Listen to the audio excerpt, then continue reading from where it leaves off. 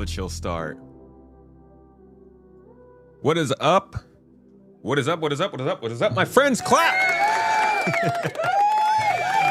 all right, that's enough. How you doing, everybody? Welcome in. Welcome in, Toes Gang. Are we, dude, what?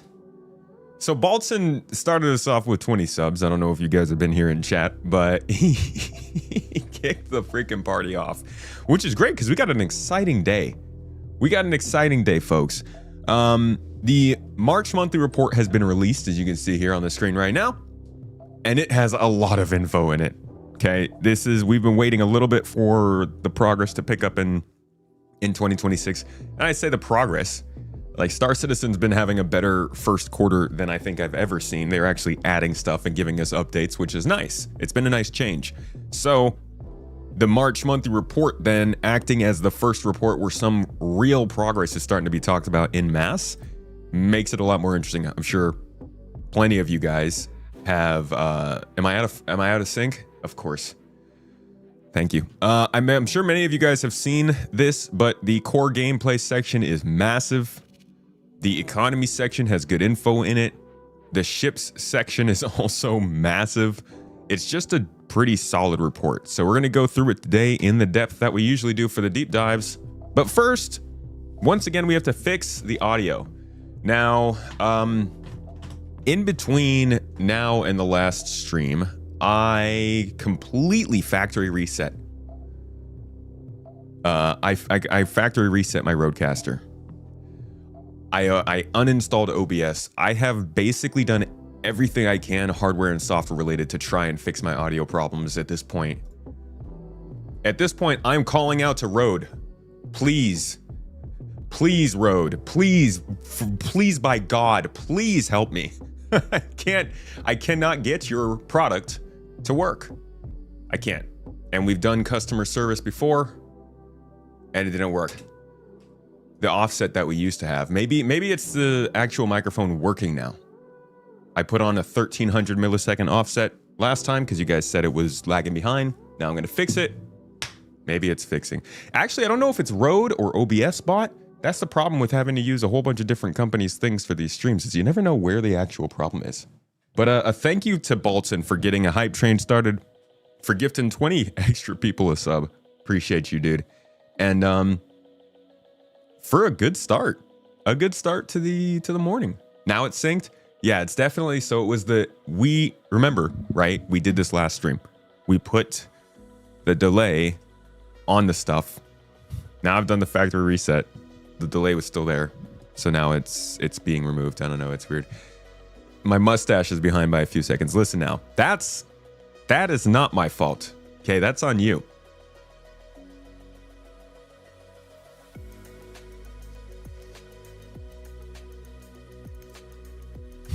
What was that? Bro, did you guys see that? I do want to make it so that you guys can control the lights. Don't know why those just did that though. They just blinked at me. It was kind of pleasant. So yeah, we have been putting some stuff together and still no mustache. It's weird. It's weird. It'll get here eventually. But I do have a big announcement. A big, exciting, and happy announcement. I have been putting this off for a long time because, well, honestly, it's freaking expensive. And we have a baby coming. So, you know, there were other things that I wanted to focus on. But management would not have it. Okay. All right. I gotta explain this. So, we got the HOTAS, right? We got the HOTAS. And I will be mounting it, so it won't take up as much space on my desk. But if you look here, you can kind of see just the very bottom edge. This is the Rodecaster, right? This is what controls all the audio. This takes up quite a bit of space on the desk, yeah? Now I've also got two of these guys, these Stream Decks. I got my headphone thing. I got a charger, two keyboards, and the lights. I have effectively run out of space on my desk, and I keep knocking over a T because of it. I also want a standing desk so that we can shoot more vertical content. And honestly, I'm going to make a video showing you guys what it looks like under my desk. But if you saw it, you'd be very disappointed in me. So after a lot of begging and figuring things out and budgeting and all that jazz, we have ordered a new desk. Yay! I'm getting a nice fat new desk. It does not have this little, you can kind of see here the desk that I'm using right now. It's the IKEA one. It sort of curves around me. so like I don't have to actually mount stuff, or I can't mount stuff here anymore. So we're going to get a desk that's a lot wider so I can mount stuff to it. And that was actually brought on by somebody sent a little care package.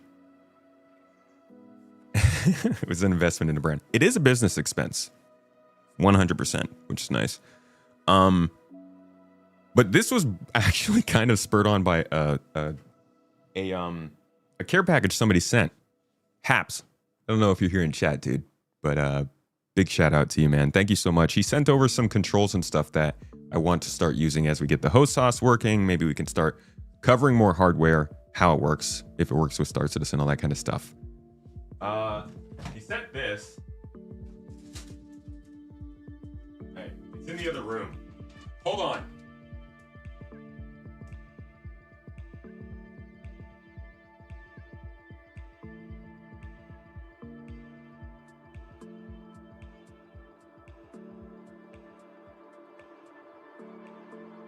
All right.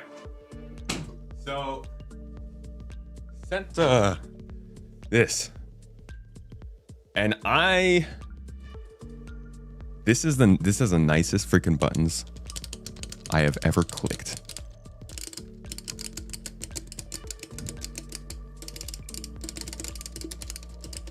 Holy shit, dude. Like, this is just a button machine. I just want to have this on my desk just to press it. I'm going to make sure not to put important functions on these buttons.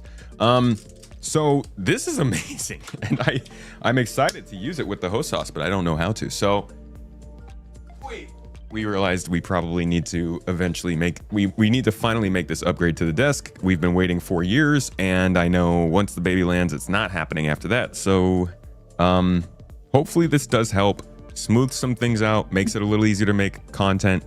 To be quite honest, the videos have slowed down a little bit recently because I have been having little personal battles with this setup. And our goal here is to just like take a couple days over the next week or two whenever the desk gets here and completely clear everything out of the room and kind of just start over and set something up that works well for us. And by God, I pray does not lead to the continuation of all of the annoying ways this sub has been going. So thank you for the support and getting us to the point where we can actually get something like that.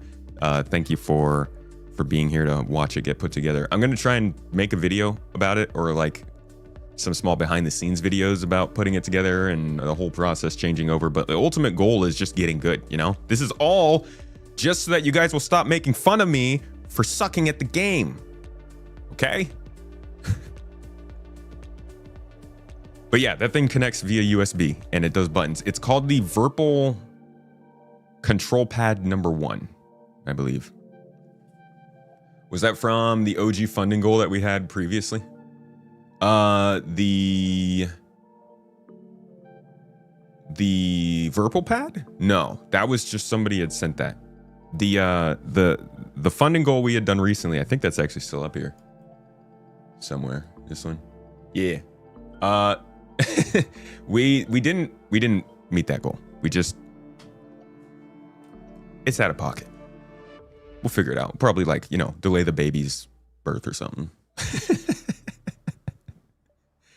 Looking forward to the inevitable desk building stream when we can all laugh at Tomat building a desk that somehow does not rise up but lowers into the floor. Like one of those stadiums, when you walk into the stadium and instead of going up in the stands, it's going down into the ground. You're like, oh, whoa, dude. That's going to be my desk. My desk is now Seattle Sounders desk. The funding goal did get us the new streaming PC. It did not go to the desk. That was why we decided to not do the desk and instead just try to fix the computer, which I think has had good positive effects too. But yeah, the streamathon is really what made it happen. And thank you guys for that. I'm not going to build this on stream though, because in order to build it, I have to remove all of this stuff. Like I can't have... No! No! Ah! Why? Just game. Why is it always you? Oh, she looked like she was coming in for round 2. Okay, she was.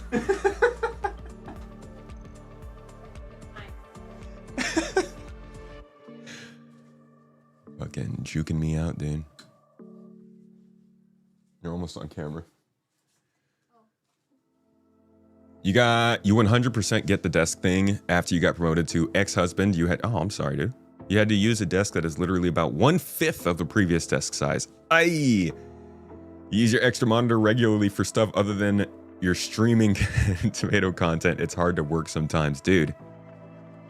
The freaking desk. It's crazy. I didn't think when I was growing up as a kid, I was like, what's a desk, dude? This thing's such, ugh. I hate this thing. It had your freaking homework in it and stuff.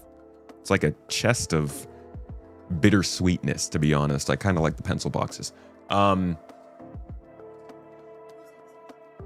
Sorry? Astro Monkey? Oh, careful. What was I saying? Oh yeah. Remember when we were, Mrs. T, remember when we were at your parents' place and I had to switch to that tiny little desk in the room? It was a side table. Yeah. There was a point where we were doing this on a side table in Honey's parents' apartment. Oh my God, how far we've come. When we started this, the lights were propped up by cinder blocks, bro. God. That's funny. Seems you're fixed your stuttering issue. What was the cause? Dude, all kinds of causes. It might have been my mustache, to be honest. We shaved it off and everything seems to be working fine, so. Don't grow out your facial hair, kids. No, I actually, have you guys ever seen the video of like the baby who sees his dad after he shaved for the first time in his life, right? The baby's like 6 months old. And so this dude shaves off all his facial hair, goes and looks at his baby, and his baby starts crying because it doesn't recognize him. And I realized, like, most of my life I haven't had a mustache, but now that I've had it for like maybe the last couple years, it actually weirded Mrs. Tomato out. You saw that one? Dude, that one's funny. Celebrating desk, man, yeah! I'm gonna have a whole party when we install this desk. Next week I'm thinking it'll be up. I'm gonna do a whole tour. We'll grab the camera and walk around it and talk about all the ways that I'm gonna smash it in anger when Star Citizen glitches. I don't. It's a metal desk. It'll hurt. Yeah, I also it's just crazy how hair is like makeup. It's like it's more than makeup. It's like it's almost like just part of your body. Well, okay, now I sound stupid. It is part of your body, okay? But I always thought of hair as being very transient. Like, I shave my head every 2 weeks. I'm not big on hair, and I didn't grow facial hair very early. I didn't grow facial hair until I was like old enough to rent a car. So it was never like a big thing for me, but I've only realized now over the last like 5-6 years, holy crap, hair is important. I mean, obviously all the women in chat are like, dude, and the men with beautiful long hair. And also everybody else with beautiful hair. Honestly, everybody except for hair with mine. Hair like mine. You're probably yelling at me in chat, like, obviously. But this is a new realization to me. There's tons of those videos. Get a before and after pic. It's too late. Mrs. Tomato did suggest I cut the beard off too. Then you see my little flat dimple chin thing. I hate my chin. I don't hate my chin. I like your chin. You're good. You're good. Give you a little kiss, but it is very flat. Well-known fact, facial hair filters bandwidth out of the air. Dude, facial hair, you know what? You know what has been the biggest blessing of cutting my mustache? Shaving my mustache, whatever you want to call it? I don't have any more tickles in my nose. Why the hell is my mustache hair constantly trying to migrate to my brain? Why can't it just point, like, having curly hair Ugh. It's teenage tomato. If I cut this off, man, I should have done it on April Fool's. Freaking barefaced tomat. Isn't that a show? Something Contessa.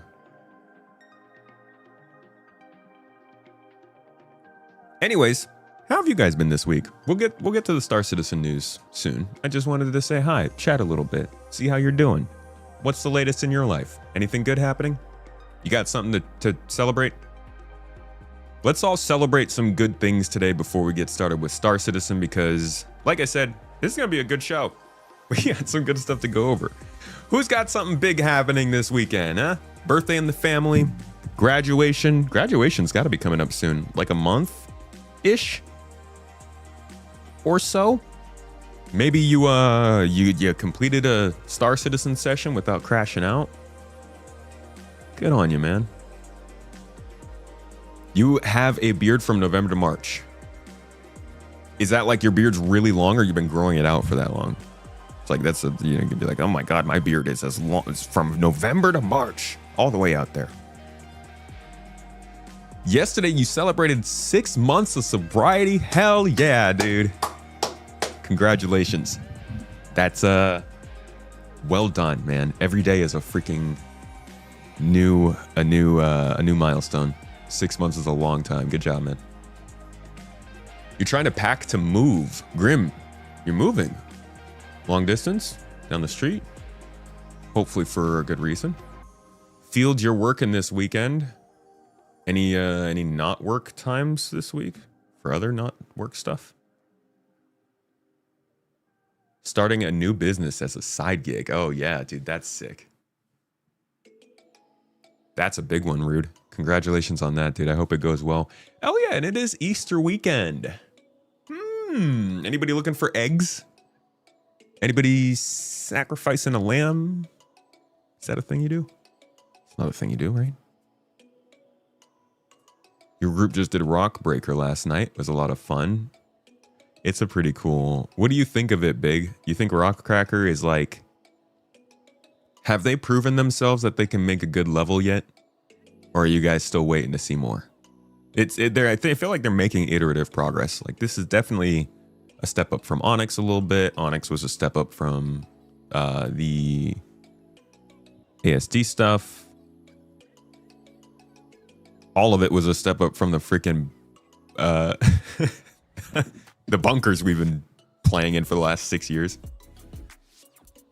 You hyped to see the Hulby and the Raylan? I'm so freaking hyped for the Raylan, dude. Just look at this detail, bro. Look at that. That's wild. Hold on, I need to save this. We're just gonna save it as Raylan, I guess. Look at the detail on this. That's wild. Love me a rock ship. Oh, you guys can't see the screen. Sorry. There you go. Onyx is your #1 favorite. Onyx is a nice grind. Siphon, you feel like they're getting there? Okay. Harbinger of moisturization. All you're looking for this Easter is your will to live. Honestly, judging by your name, are you referring to the current March drought we're going through, or are things rough right now? Sayakaname or Sayakakaname, Kakaname. I'm sorry, but that's it's if that's Turkish, then that's a funny name. Enjoying your 2 days off though, that's good, man. Hanging out with your 8-year-old and your 18-month-old today. Fola, dude, 18 months, hell yeah. I love to hear it. Sorry, I get like as our baby's getting closer and closer and getting more and more emotional about babies.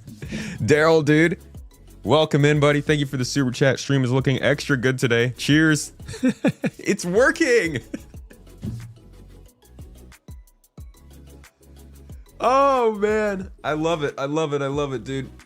Appreciate the hell out of this community. We're able to come in here and be like, yo, dude, your stream's not broken. Let's go. Yeah, the Ironclad also got an update. They got a nice pick there. This thing looks bulky and hulky. like a mother. I'm looking forward to that one too.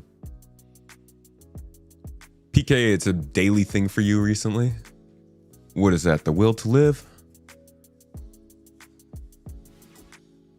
What do you mean, man?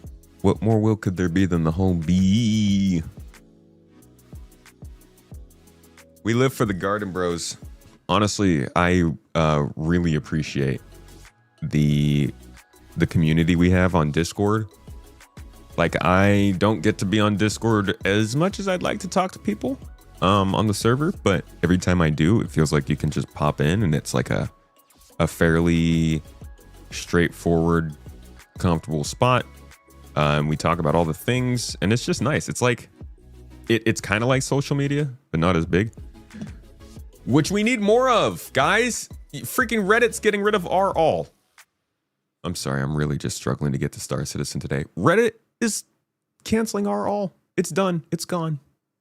It's over. The hell? I hate them. I hate the way social media is going. Algorithms for everything. You're running through it excited about it being more of a sandbox location, kind of a mix of Hathor and Onyx. We'll have to see what more runs of it look like. Really liking the mining within the rock. I am, yeah, I agree. Running it over and over, it'd be nice to see if there are slight differences.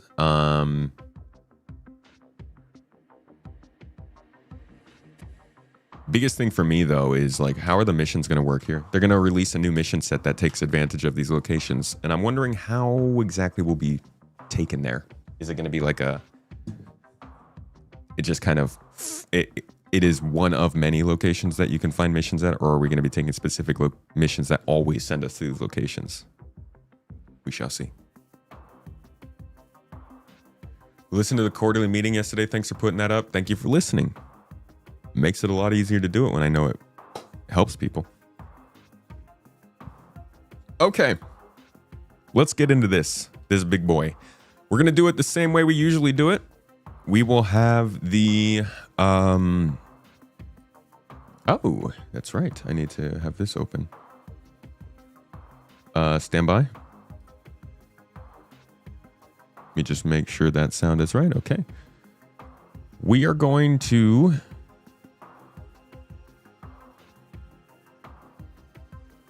grab our ship tracking ship sheet, shipping. Here we go.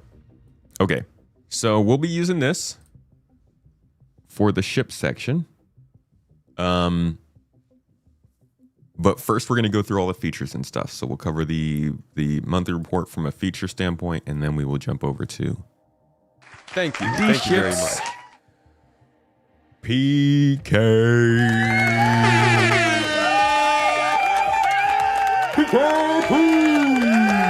Dude, thank you for the subs, my man. Okay, all right, get this. Mrs. Tomato taught me how to really write with. She taught me how to write with chalk. Ready? I'm gonna do it right this time. Okay, you hold it like this now. Okay, we're gonna do Baltzan.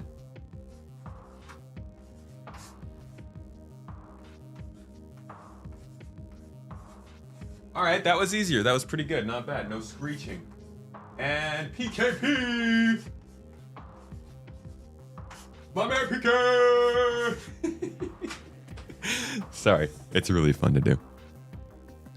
Mrs. Tomato taught you how to write, period? No, I still don't know, dude. Do you see this handwriting? I never learned how to write. Just learned how to move my hand around and put markings on the ground. First step to take a big bite of the chalk. I'm not Vastin. Come on now. Thank you guys. Thank you very much.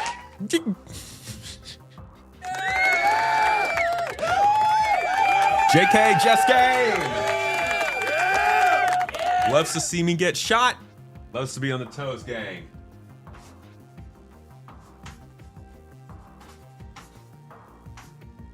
Thank you, my dude.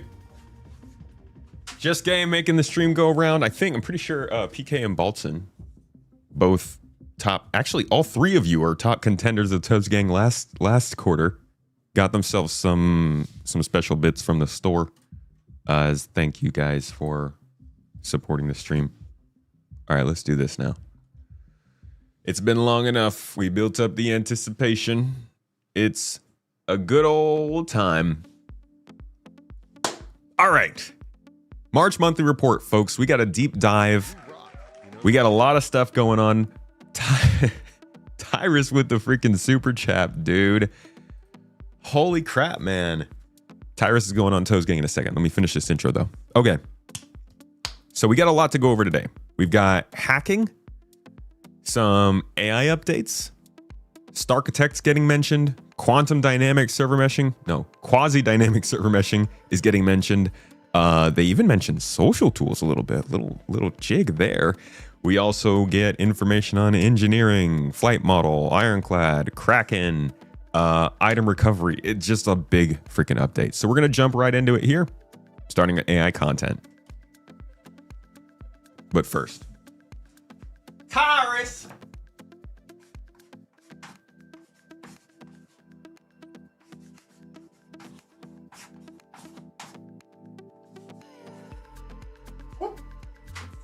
Tyrus, dude, I need to wash this thing again, man. We have gotten so many requests to change this to a whiteboard.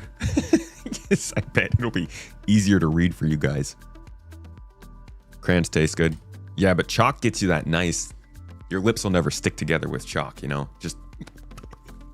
No, I actually, here we go. We're getting distracted again. Look what you guys did. I actually got very much, I started to hate chalk.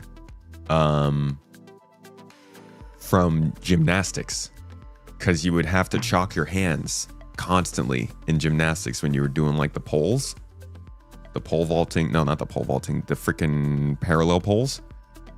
And it became the absolute, just like the fucking bane of my existence for like 2 years straight, was just chalk on the hands. So now I just hate the feeling of chalk completely.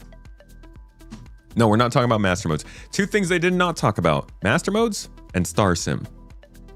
I don't care about the first, but where the hell is Star Sim? Anyways, why don't we actually talk about good stuff? AI content. Here we go. Last month saw AI make numerous fixes while continuing to build for the future. While Alpha 4.7 releasing at the end of March. Sorry. With Alpha, don't freaking throw eggs at me, buddy. All right, I'll eat them. Thank you. Watch yourself. Rig drop 5 subs. We're literally never gonna get through this.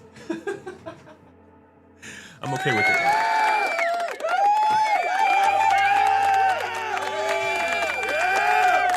Toes Gang in the building today. I got you, Rig. You're up there. Thank you, man. Rigathy. Okay.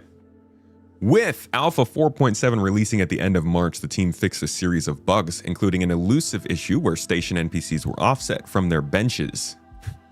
NPCs just can't sit down in Star Citizen. They just need to stop trying to make NPCs sit.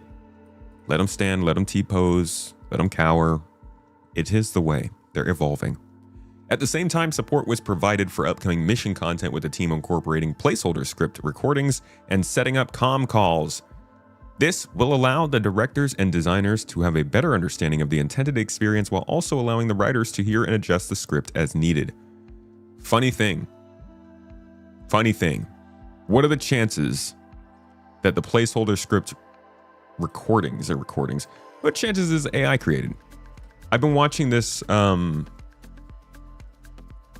little bit of a controversy pop up because Owlcat Games acknowledged that they would be using AI in the development of their game, and then they would like replace it with the actual work once the game was further along and ready to release. And I don't think that they really deserve as much crap as they get for that. It's not like they're wasting it on some stuff. It is still work. It is business. It is at least taking care of some of the efforts that they need to, as long as they're actually paying the people who are doing the real work afterwards. But I do wonder how often this kind of stuff is being said, and like, it's just people don't notice. People don't know that it's AI created content, because if you don't say it is, a lot of folks can't tell. Yeah, it's a little aside. All right, they said AI then continued to look at the building behaviors of new initiatives that they're excited to announce soon. We'll have initiatives. AI features in tech. For Alpha 4.7, AI features in tech solved issues caused by inclusions after breaching and looked into various bugs. In particular, civilians getting stuck in the cower position. They also restored the intended de-escalation when combat NPCs exit combat. Various crash fixes were implemented while updates were made to navigation link generation to connect them closer to individual navigational server mesh edges. There was no server in there, I added that, oops.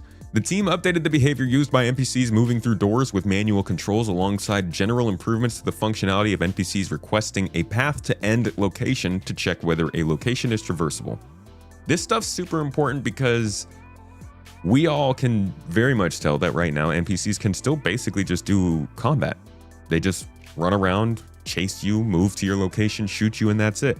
But if we're gonna have NPCs being miners and salvagers and actually interacting with things out in locations, they gotta get way better at traversal.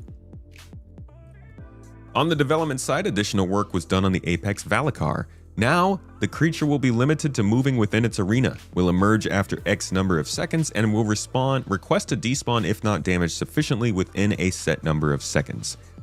I covered this in my quick summary of the highlights, and I want to go back to the demo where we see the Valacar, because I think I misreported a little bit. I said that because they said they were kind of limiting the movement to the arena, maybe they were tightening down how it could move around the planet. But I do think that the idea of an arena is kind of like still just an area where it spawns. I'm wondering how exactly they're going to denote areas where the sandworm might attack you, or if it's just an all over the planet thing. It'd be interesting if Daymar had like a known territory where if you were within that territory, there was a chance that it might show up versus elsewhere on the moon. It would be kind of annoying if it just popped up anywhere on the whole moon, but at the same time, if there's one on the moon, why are there not more? Yeah, so most dungeon bosses happen in an arena. I don't think this is going to be a dungeon boss. I think this is a whole nother part of the game that's forming around monster hunting, which they talk about a little bit at the end here. And I think the idea is that they are mostly free roaming, but when you do encounter it, the game creates an arena where you fight, and maybe it doesn't move outside of the arena once it has engaged in combat. I'm guessing that's kind of what they're talking about here, but we'll probably get more information in the next update. They continue by saying the Copion now uses motive, dude. Oh my god. Hold on.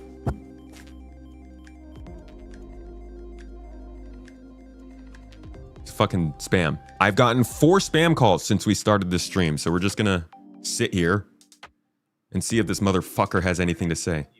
We were calling to inform you that after recent investigations, it was found that all taxpayers have been victims of inflated penalties, interest charges, and unlawful collection practices. Of course. Because of this, the current administration has placed all past due tax debt into a non-collectible status.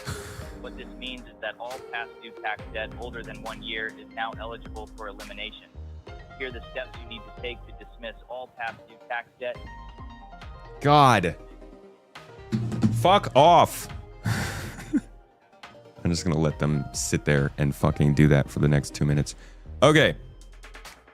Where were we? Oh, the Copion now uses motive patterns that have been upgraded with a pack-like growling and circling behavior when attacking. The juvenile Valacar can also use this motive pattern. I like this. I actually am really excited that they continue to work on the way that the Copion work together, because pack animals are actually really terrifying. The Copion kind of look like idiots still. They can get a little scary if they rush you. But pack dynamics can be super scary when they like come around and they're, you know, you don't know where the attack's going to come from. If they can actually replicate that well in game, and then they can obviously use that type of pattern with other kinds of beasts, that's going to make for a really interesting time beast hunting if it's good. Love your Google answer service, no spam calls ever. I used to have that on my Pixel, dude. That was beautiful. It was lovely. But it's still a band-aid. Like, we should not be able to be spam called like this. We we don't get any fucking God. Never mind. I won't go on that rant. I can't bleep my swear words as well. Like I said, I factory reset this thing. So the buttons are all over the place. Now I have things like this.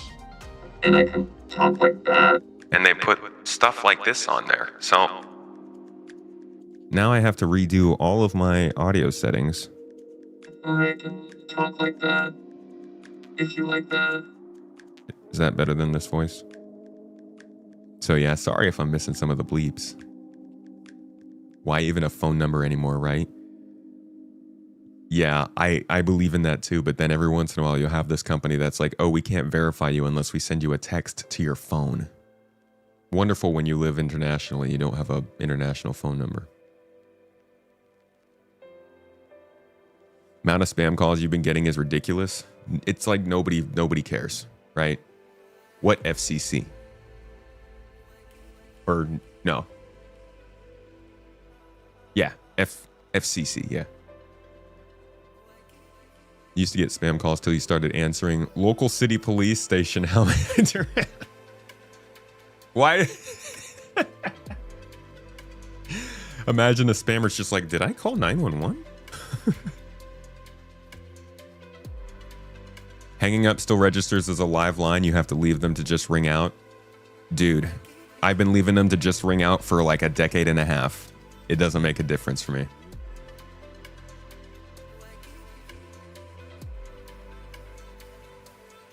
The do not call list works great. Hell yeah. Do not call me. I'll try that. I'll try that more.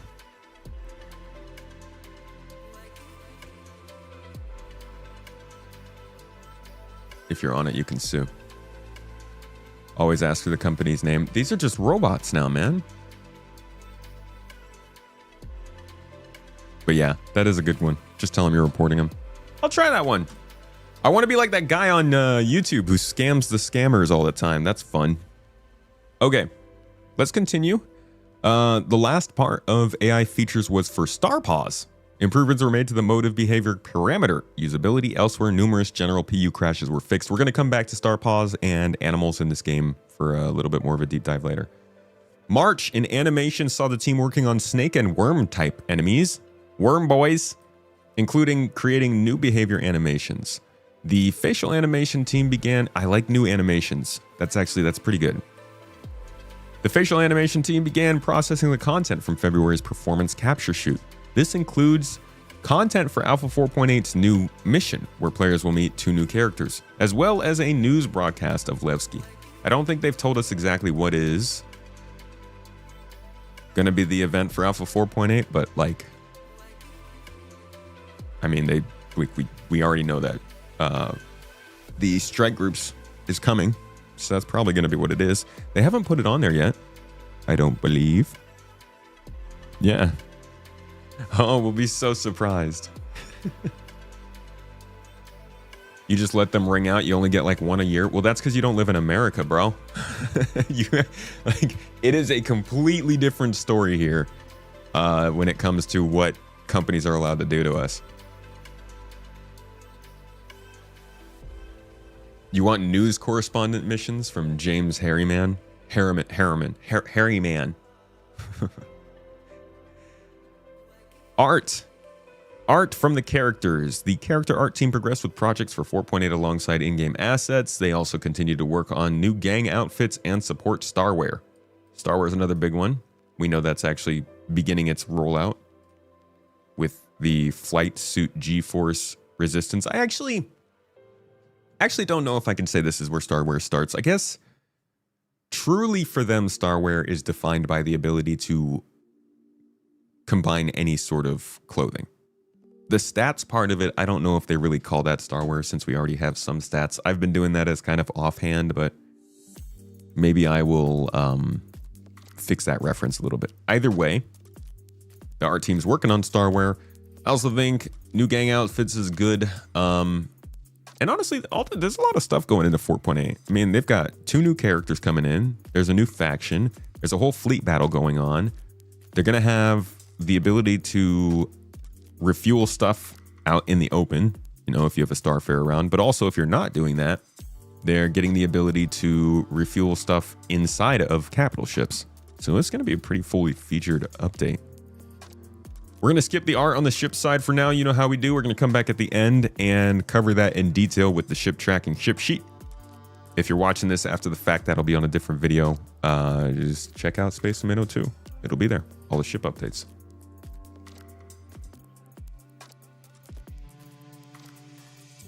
Thanks to PK for the gifted sub. Most appreciated. Offensive. I forgot to mention that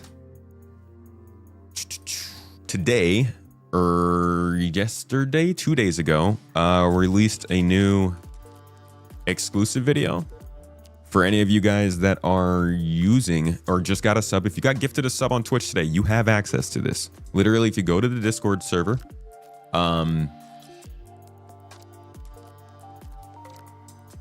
if you go to the Discord server, you will find on the side, there is a channel called Supporter Alerts in the High Garden. It will have, in the pinned comments there, you will have all of the different supporter exclusives we released over the last 6 to 8 months. Honestly, I just released one of the old ones today publicly, and some of the comments are like, why is this so late? I write the supporter exclusive videos so that they are not time-based.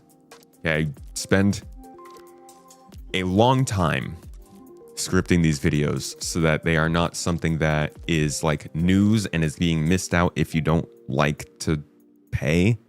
I'm not trying to hold content away from people. If there's something that I think needs to be shared with the entire community, I will put it on a public video. Okay. Supporter exclusives are not meant to be delaying videos to regular viewers. If we didn't have supporters, I wouldn't make these videos. That's why they exist. So if you get gifted a sub, check it out. Like I said, they're all evergreen. They're not going to change your world. They're just more of the kind of video I like to make about Star Citizen. And the most recent one is just literally an explanation of why I play Star Citizen, why I still play it after all this time, and why I think other people do. That being said, back to the story at hand. Let's talk about audio. Last month, the audio team successfully delivered their work for Alpha 4.7. This involved producing an engaging sound experience to support the visually stunning new dungeon experience. Can confirm. Stunning. Looking now, don't see them? You've never seen the supporters channels. Do you have your Twitch account linked on Discord? That's weird. You should definitely have a... Let me see.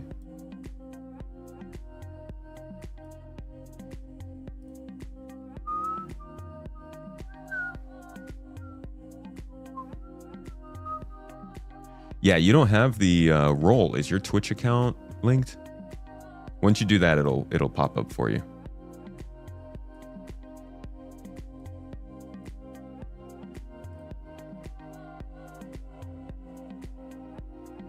Yeah, link that. If that doesn't work, let us know. We'll make sure you get in there.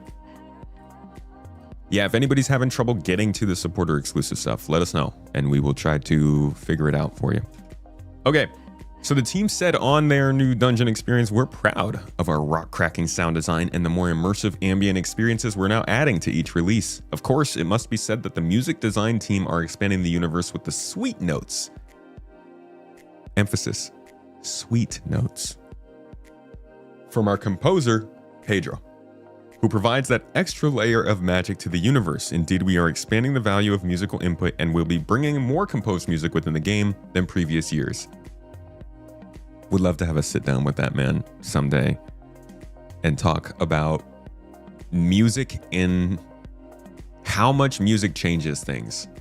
It's crazy how big a difference music can make to an experience. The team also provided the new Claw Salamander enemies with a unique language. It's so nice getting to shoot the Claw Salamanders and not hear them complain about their cousins.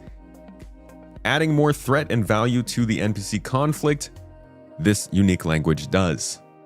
Following this, they began designing further language packs for future builds. The fact that like some of the gangs will have weird languages, but then the actual alien races have languages you can learn. Wild. Some of the vehicle audio devs visited Jared on Star Citizen Live to discuss the increasingly elevated vehicle experience that's been happening over the last year. As more new vehicles approach, the team are continuing to lift the soundscapes and care they put into the flight experience. Let's go back to that real quick, because they actually did talk a little bit about what they're working on at the moment. It'd be cool to hear directly from the mouth of the people that they're talking about here. See if we can find it. Here we go.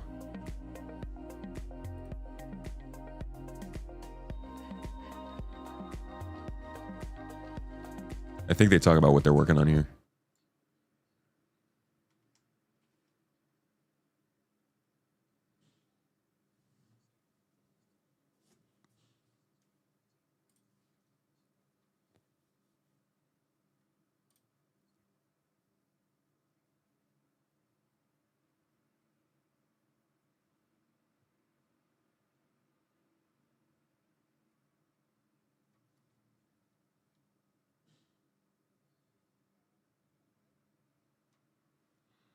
So he said they're working on an Origin ship, right? And a Drake ship. Were there any others?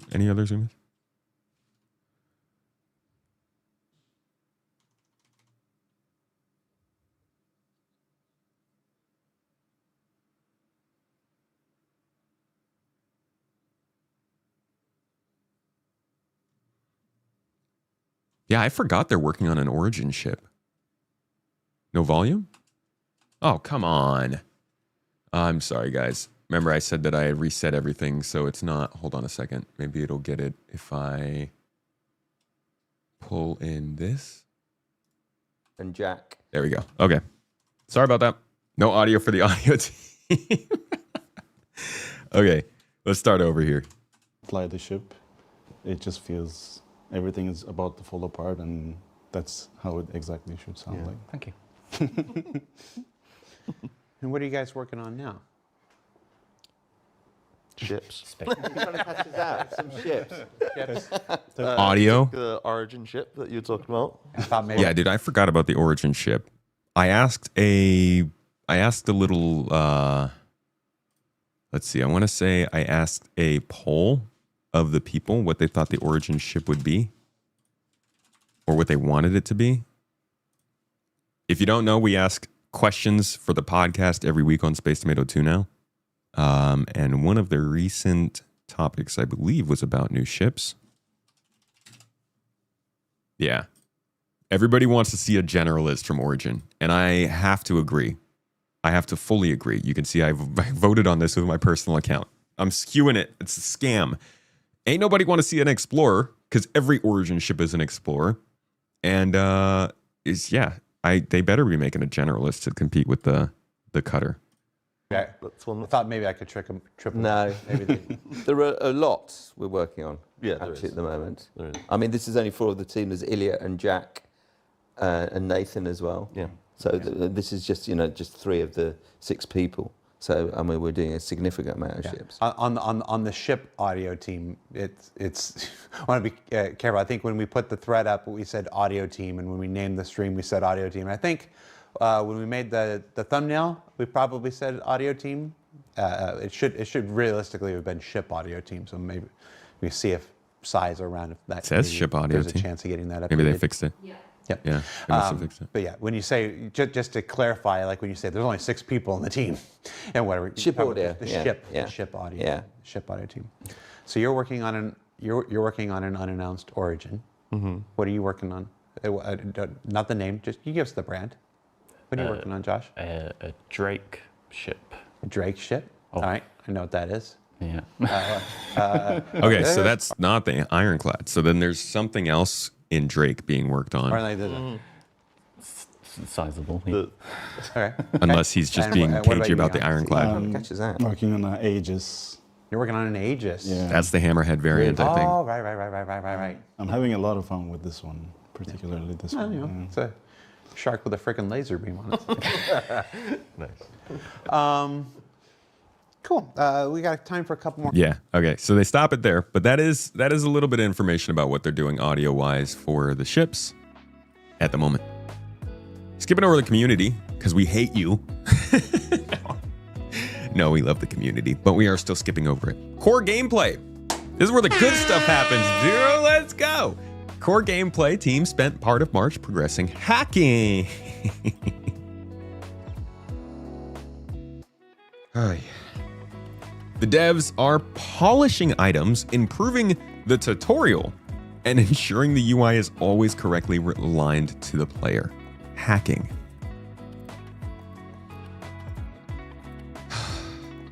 Anybody else in here triggered? I don't remember the last time hacking was mentioned, but hacking is kind of like salvaging. Let me remind you of what happened with salvaging over the years. There's a picture that describes it. Somebody made it. I can't believe I can Google search salvage delay and it brings up Star Citizen stuff first. I'm done for. Here we go. This picture. This is a famous picture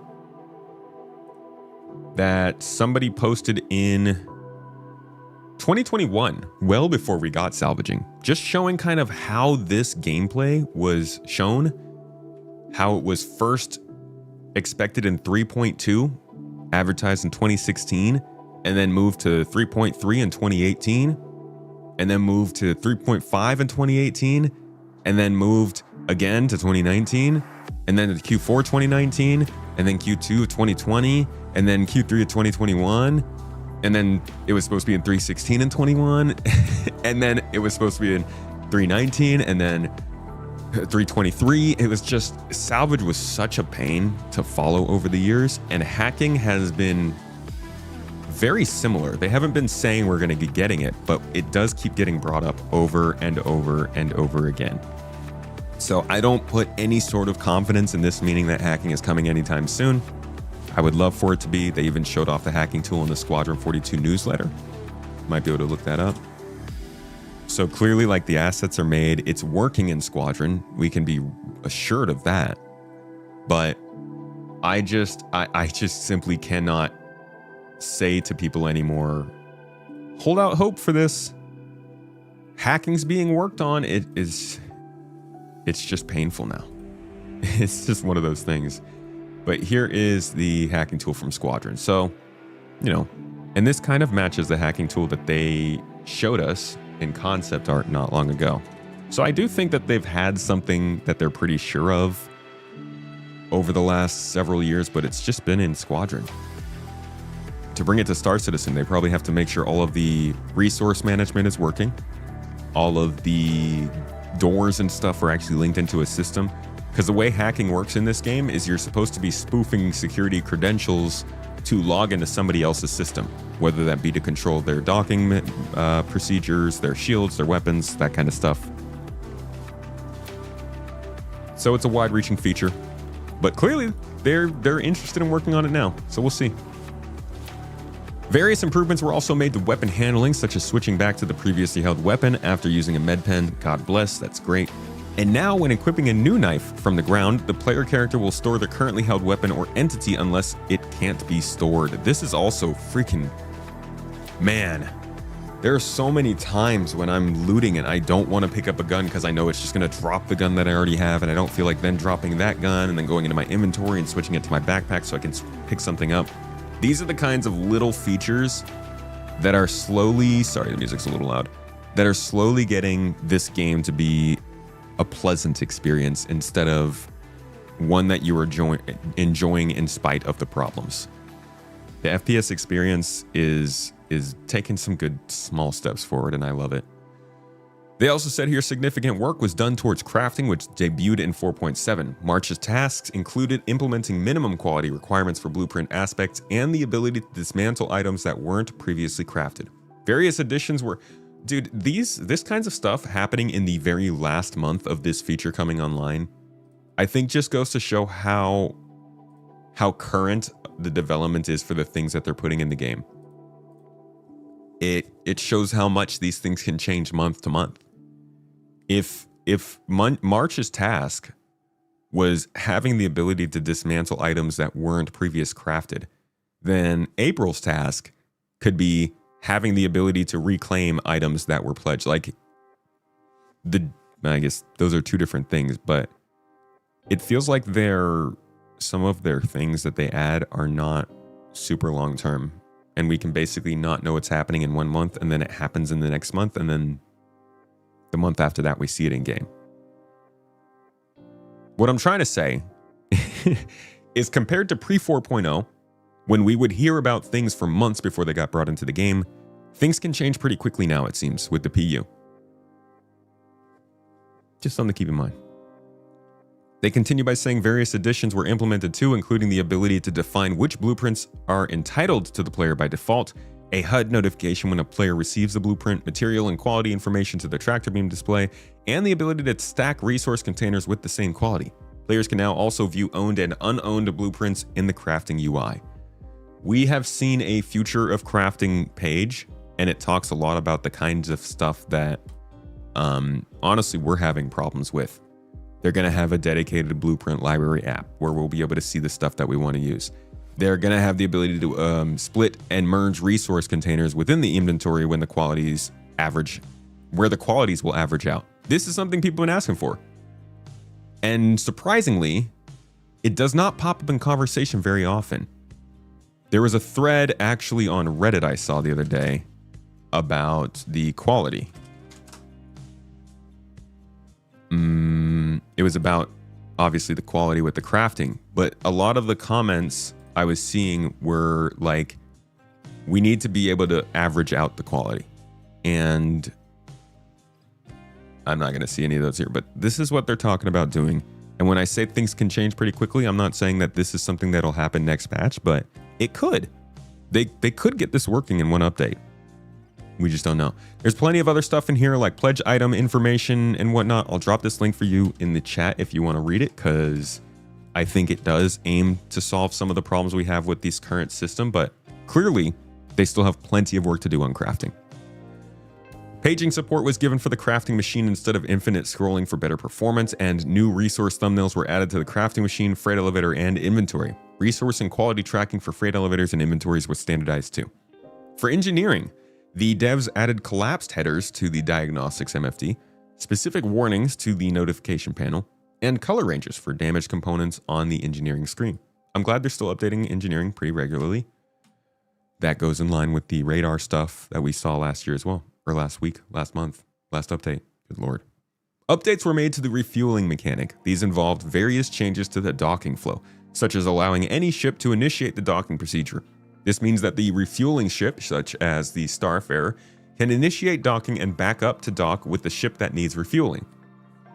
Auto-docking now triggers when the two ships are close enough, and the ships are automatically undocked whenever the refueling process is complete to smooth the overall flow. Some quality of life in there.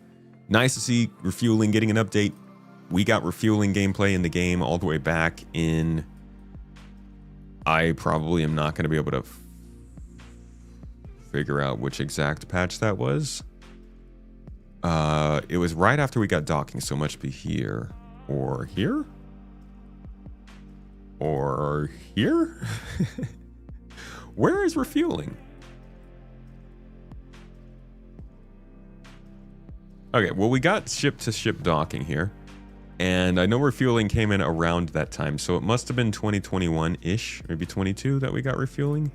And it really didn't work. Yeah, here we go. Ship-to-ship refueling 2022. 4 years ago. Just about. To the month. And it came in, and one of the things that they said when it came in was, hey, if you want to get refueled, just stay in global chat where you are and tell people to come refuel you. Which is insane. So... it's nice that with this update, they're actually adding refueling missions, so you can do this stuff without putting yourself at risk in the sandbox. But man, if we still don't have beacons, it's still going to be kind of a pain, I think. Continuing on refueling, or now actually continuing from refueling.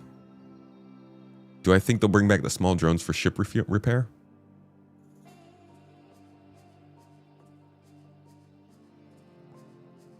Maybe long term. Maybe long term. I think the idea of drones has changed over time though.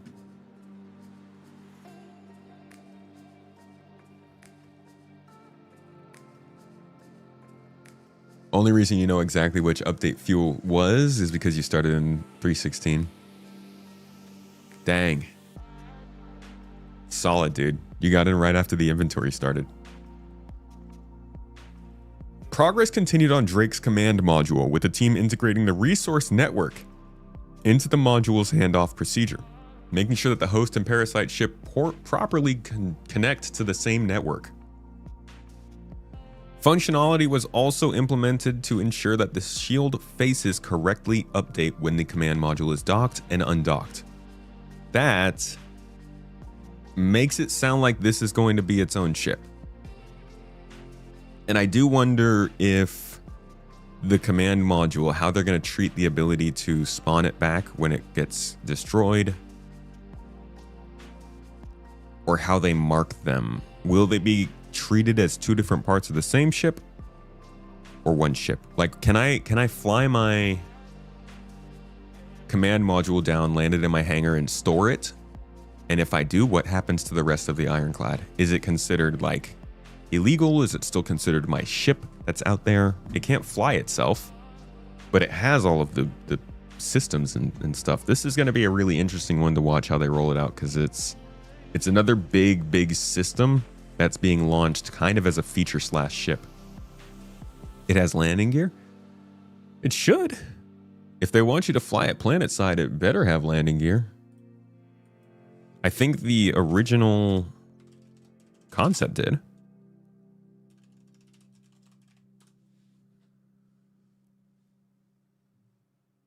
Could have sworn there was a picture of it landed somewhere.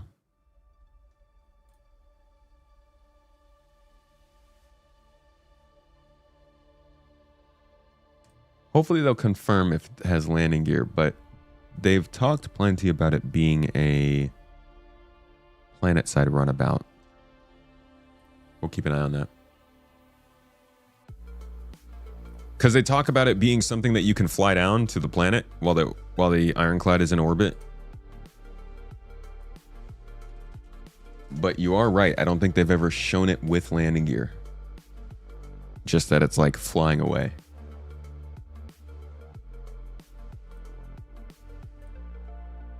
You still think drones would work well as a remote player controlled like a turret, but moving to do stuff? I'm hoping that's what they do. Fuel is way too forgiving for it to matter for players. You'd have to either remove the notification that you don't have enough fuel to get somewhere and let people get stranded, or drastically reduce the amount of places you can refuel at, which will make no one happy. It's gonna happen though. If they stick to their word, if they stick to what you're talking about, then refueling shouldn't be as easy as it is right now. Or it should be more expensive. But certainly it can't keep going as it is right now. It's too easy to refuel. Hello, Alex. Anno, dude, I've been enjoying 4.7. It's been fun. Hopefully we get some time to jump in today. I got to do some prep because we got trades going on tomorrow. I don't know about all of you, but I have been getting stuck into player trading, and our org now supports it, and the game is now encouraging it, and it's a good time. It feels like a good time for Star Citizen. I know things are kind of not going as smoothly because glitches are annoying, but I am really enjoying the game.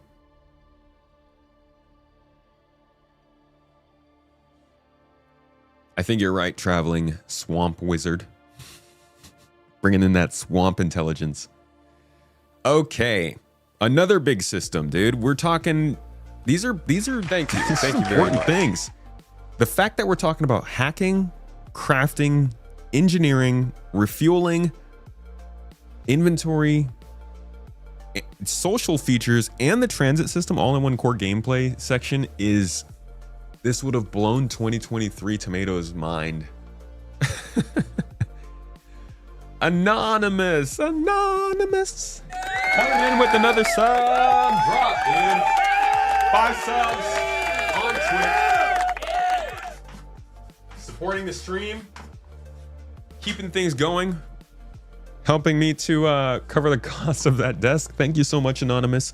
Anonymous was actually one of the top people on Toes Gang last quarter, but we could not gift Anonymous a gift because of that.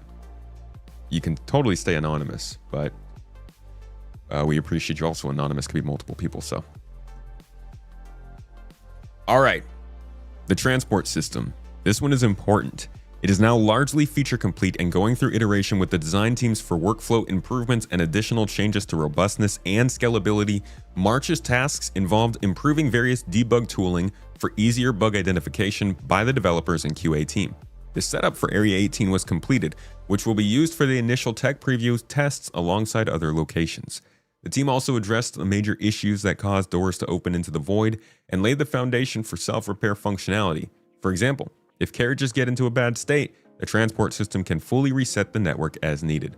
Now, that did not explain at all how crucial this system is, but it did kind of give us the sense that it's almost ready to go into the game, or at least be tested, which I think I was not alone when I was surprised that the very next day, I want to say, or 2 days later, they announced and launched the Evocati test for the tech preview.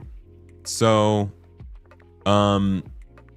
this is definitely moving along quickly. Well, I won't say quickly. It's close to moving into the game, but it's a big deal. This is important.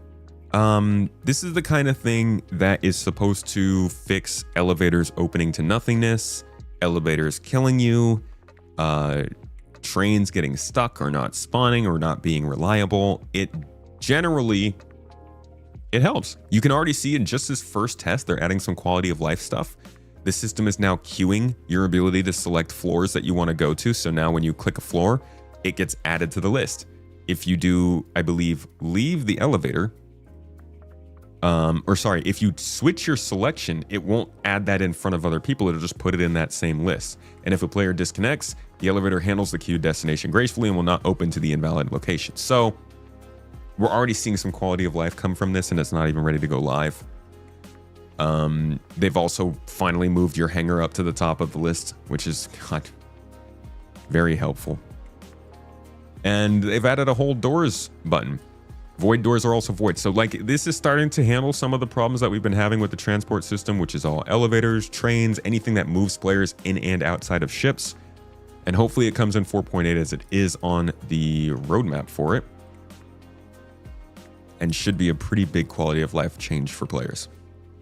Moving on to the mission system, the team fixed various issues causing rewards to not be correctly attributed or progress for event trackers to be incorrectly calculated. Progress began on implementing Mission System V2 functionality into Starchitect, including the ability to dynamically create mission locations without designer intervention. Greatly improving the speed of development. That we'll go a little bit deeper into detail on Starchitect as well, but Mission System V2 is important because getting missions from entering locations, getting missions from mission boards, getting missions that do not just reward AUEC more reliably. You know, some of these missions are starting to do that with the blueprints. Those, I believe, are being made with kind of bespoke solutions as opposed to an actual system that can make this long-term going forward for the game. So Mission System V2 is good. Starchitect we'll get into later, but that's also good. The inventory rework continued too, with the team finalizing the remaining elements and fixing as many bugs as possible, both from what was found internally and feedback from the PTU. Inventory, it's a good step up. Personally, it makes it way easier for me to play the game, but damn, are there still some annoying issues with it.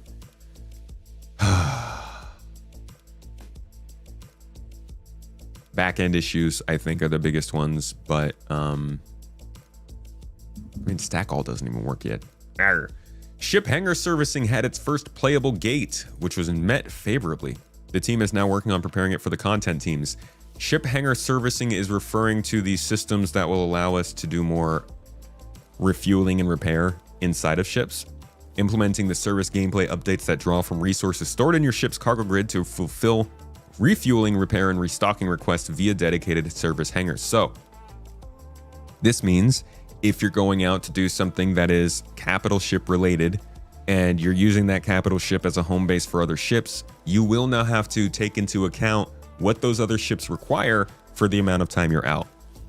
It's one of many steps that we're going to be taking that makes the idea of taking a large ship out to do something you have to think about more.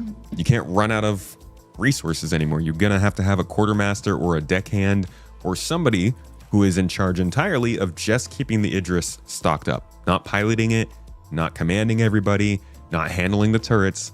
Somebody's going to have to make sure that the stuff that you need on board that ship is either good to go or they're getting a transport to go and get it and bring it back. And that's really exciting too. Finally, for core gameplay, the team is preparing to move on to social tools, which can sound very terrible when they say preparing, because that makes it sound like they haven't been working on it. But if we do go back to the talk with Benoit, Whether the servers have actually achieved AGI and have we can go to the point at which he mentions that they have had a strike team working on social tools for quite a while now.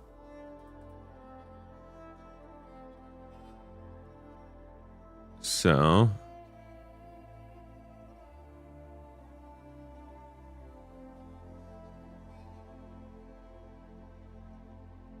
let me show you guys what that's about. Because this does not mean that they're just starting on the social tools. Yes, my video that came out earlier this year got the prediction off a little bit. It's probably not going to be something that happens in 4.8, and that's probably going to ruin our days when we do the tactical strike groups. But listening to this, it does sound like they've got decent work on it, and I think the voice and chat stuff will be coming pretty soon. Hopefully 4.9. Please, dear God in heaven above or down below, who do I have to talk to? Sure. Give me something. Good. Social. Yeah. Well, so what is it now? It's all a blur. A social universe, right? The last Yes. panel that we did at CitizenCon, that outlines the vision of what we want to do with social. Now, with the year that we just had, we had to take a little bit of a detour on that initial plan, but right now we have completely formed the social strike team, and so a bit like the heroes team, right? The social strike team, its only mission is to execute this plan, right? And so So don't bury the lead. There is now an official dedicated team on this. social strike team, yes. Okay. Exactly. And so this group is currently looking at all of the components that make up the social systems now, right? Fortunately for us, the work didn't stop on this side, even though we couldn't enact the changes in the game.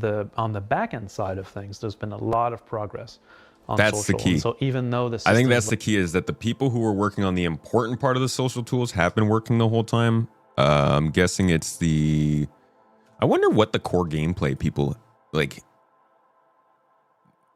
are involved with social features. I feel like core gameplay might not even be involved in.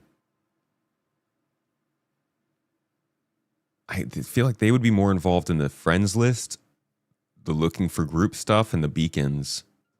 I wonder what core gameplay would have to do for the voice and chat part of it. systems look primitive in game, their capabilities have grown quite a bit, even in 25. We It's just do not using them yet. So we do have a block list that we leverage now. It's simplistic, but because we didn't have the UI resources to do it completely. But moving Of into course, this strike of course, it's the UI that's holding it up. team, right, covers all areas of social. So the plan is to go into 4 different pillars for it. So the first order of business is the comlink app. So Okay, I'm going to stop it there just because we got the info we needed there. They've been working on it. Core gameplay is moving on to it. I don't know exactly what that means in terms of their timeline, but as I said, when we see the way that they assign features in crafting to do in a month and then release in the next update or 2 months, it seems like basically the people who are working on getting these features ready to go into the patches are basically doing their work for the 2 months before the patch comes out. So maybe we'll see a social feature in 4.8. But I'm betting it's pretty likely we see something by 4.9. Creature content. This is a new team that they have launched, and it's been a long time coming. They started looking for somebody to own the creature pipeline all the way back in, I think, late 2023. If I'm not mistaken, it was a full year and a couple months before the Copion came out. And then once they got that person in, they got the Copion out. Shortly after that, they got the Valacar out. They got the Space Cow and the Maroc out as well. So I think now they finally have expanded from just those first few people who did those first few creatures And they're now, we've also been tracking over the last few monthly reports that they've been working on this system StarPause to make it more standardized so that people can use it very easily throughout the company. In fact, we could probably reference that. Because they've been very adamant about StarPause. There it is. Support for StarPause is also planned for development in the near future. Okay, so it was probably the February one that gave us the good news.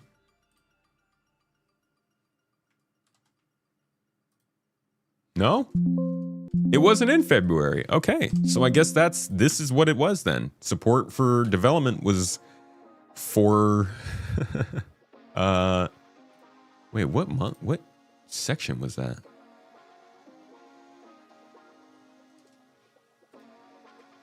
AI tech and features. So then that matches that if we go back to the AI section, they're talking about the improvements being made. Okay, so that tracks then. They did that work when they prepared for it, and they'll probably be moving forward hard on it next month, but clearly they now have a whole team surrounding it. March saw the formation of a new team, Creature Content, to focus on the ongoing development of StarPause. Alongside focusing on improvements to the technical pipeline, the team progressed with a number of new creatures. We have seen a few new creatures in the past. Alpha 4.7 introduced some early results of these technical pipeline upgrades with variants of the Valakar that have grown accustomed to their icy environment. Unfortunately, they don't have a specific harvestable though. In March, additional design work went towards upcoming creatures while looking ahead to plan in additional improvements for existing creatures, including mesh and behavioral updates and additional variants. And we see a lot of that work going on up here in the AI section with the Valakar and the NPC movements, or sorry, the pack-like movements and stuff like that. Now, if you were interested in hearing just how insane their plans are for monsters and beasties in this game, it's not like, oh, there's a little squirrel overpopulation and we've got to go take it out, blah blah blah. This is like a whole section, a whole freaking profession that they're building. Don't get me wrong, I always figured that fauna would have harvestables we could collect. But the way they're setting this up, it's literally like you can just be the space beast hunter, monster hunter. So these concepts, it's like bounty hunting. We want to get more weird and wonderful with our creatures. We've started off with more traditional animal references like dogs and birds and cows, but now we're in a position to create the things that we love about sci-fi, which is the weird and the unknown. So looking at where we're going, all of our creatures have been defined for the road to 1.0. We've ensured we've got a rich, diverse, distinct roster of creatures to make each of our planets feel special. As well, as considering the unique elements of various planets, ensuring that they're populated with appropriate creatures. We've been designing creatures in mind so that planets' ecosystems influence their behaviors, designs, aesthetics, and harvestables. With that being I feel said, like this is going to be the biggest creature in the game if they go forward with this one. Thing is fucking huge. I would like to give you a sneak peek at our fauna matrix. That's all from me. I'm very happy to be bringing the Valakar to all of our backers. It's really like nothing else you've played before. I'll leave you with this last video. Enjoy the rest of CitizenCon, everybody. All right, so this kind of lays out what they have planned. It shows what they delivered so far. And then it expands to show not just the new creatures, but also variants. You're gonna see a lot of variants in here.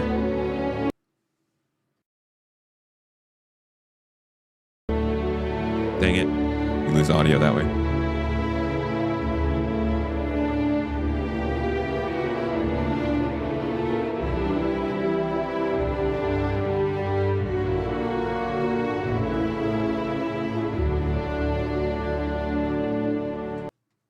That's a chunky cow, dude. And like, I don't mean that as a like, look at how freaking thick this boy is. Wonder what he's gonna have for crafting. A little hunchback Maroc up here. I still think this looks like the scariest thing. These things remind me of the Witcher. I think they're called Dwemmers. Or is that Skyrim I'm thinking of? Dremora? No. What is there's like a weird, like, swamp creature in The Witcher that I hate. I hate him. And I don't remember what it's called. Murlurks? Ew. That just looked like a giant crab, man. But there's a beastie in Witcher 3 that looks just like these guys. And I hate them. Is it Drowner? Oh yeah, that sounds right. Wow, I completely butchered all of that. I didn't even type in Witcher 3. What happened? My brain.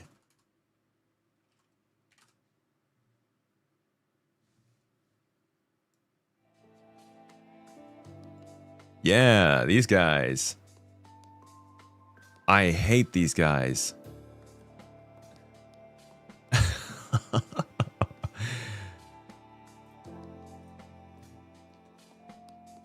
So freaking hot, dude. I'm excited for the monster hunting. It's not something that's ever really made me that interested in games, but something about going to different planets and finding beasties in caves that people don't really see that often, and then going places and selling the stuff you find because it's valuable is just like the f***ing pinnacle.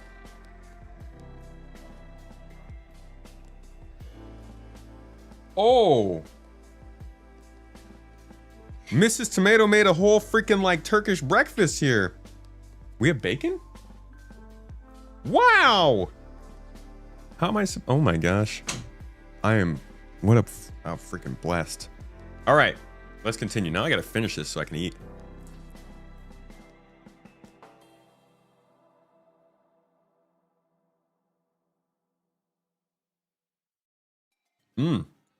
Yummy.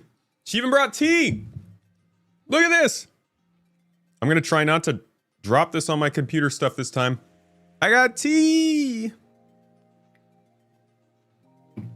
Oh, and look at this. I got another freaking spam call. Constant. All right. Yeah, my wife's Turkish. March. Economy team. They gave us some interesting info in March. The economy team moving on to features. Sorry, March saw the economy team moving on to features for Alpha 4.8, which will bring new item crafting, commodity trading, and item recovery systems to the verse. Bro!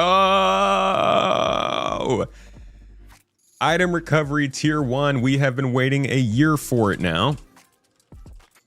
And I'm going to let you know what it is, just in case you forgot. Not Star Wars, sir. Star Citizen.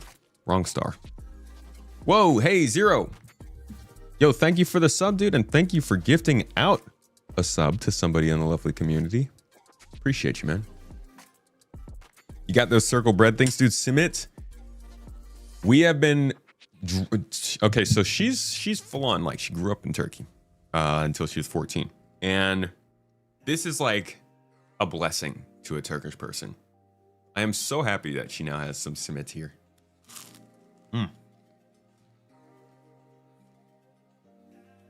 It's okay, simit. Not as much of the sesame. So good.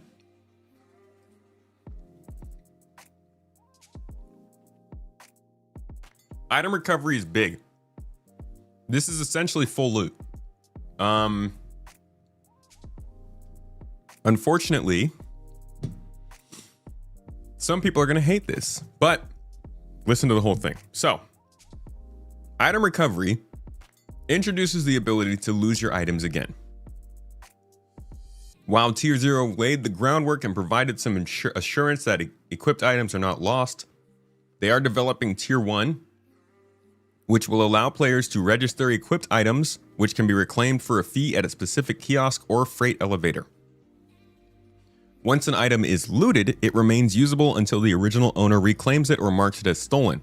At that point, a dead man switch is activated, meaning it will cease to function after a period of time for whoever stole it. However, items that are bricked are no longer usable but can still be sold for credits. What I want to know is, can it still be dismantled? That's a new complication there. If you can dismantle stolen things, that's still a big deal, and it is part of what they said was going to be important for crafting going forward. Now, here's another big kicker here. With Tier 1, you will no longer respawn with your preserved gear already equipped. You will instead need to visit a location, such as your freight elevator, to reclaim your registered items. The nice part is, they are developing a quality of life feature to allow you to re-equip your previous full loadout completely with one button. So, this is going to be a bit of a 2 steps forward, 2 steps back for some people, as it gets more risky to go out with your stuff again. However, it's easier to get your stuff back. And we continue the slow march towards what this game's actually supposed to play like. Oh yeah, Simmet's amazing, bro. Simmet is fucking... Oh. Awesome. X to doubt. X to doubt, which, like, you don't think the item recovery system's gonna come in? Operation Breaker Stations serve as a key example. Oh, sorry. The economy team gave a little update here regarding the entirety of the item crafting and commodity stuff they said. It is important to note that the current 4.7 crafting implementation is transitional. For example, we are being generous with high-end Ceruleum ore to pull players into the mining and fabrication pipeline. Our goal is to move away from a credits-only mindset and towards alternate progression systems such as crafting, reputation, and more. Now, I think this is pretty cool because it does kind of confirm to us that the Operation Breaker stations are Hathor V2 in a way. I think that both Hathor and the Breaker stations are meant to be these kinds of commodity deposits for high quality stuff. They actually go into more detail here by saying, Operation Breaker stations serve as a key example of this transition. While it currently offers a high UEC profit margin to encourage players to engage with the new crafting materials, its true purpose is to function as a resource hub. By paying a buy-in, players are trading currency for the convenience of guaranteed high-value material gathering. This allows them to quickly secure the requirements for high-end personal armor and FPS weapon production. I struggled with that one. I think this goes to show that they do have some ranking system, some level of value they put on missions as things they want you to do for certain reasons. And they are very much aware that resources need to be scattered based on those reasons and the risk involved to get them. So I like reading this from the economy team, not just because it gives us some information about what's going on here, but it gives us a little more insight into how they're thinking about the game and the economy, and I like to hear it. You don't think they're going to get that one button press to re-equip the stuff? I hope they do.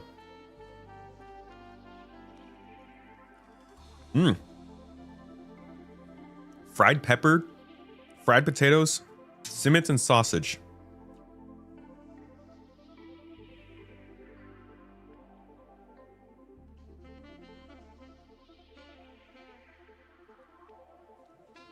All right. Saxophone. They continue in saying, as the economy stabilizes, shop pricing for crafted goods will begin to reflect the quality of the materials used.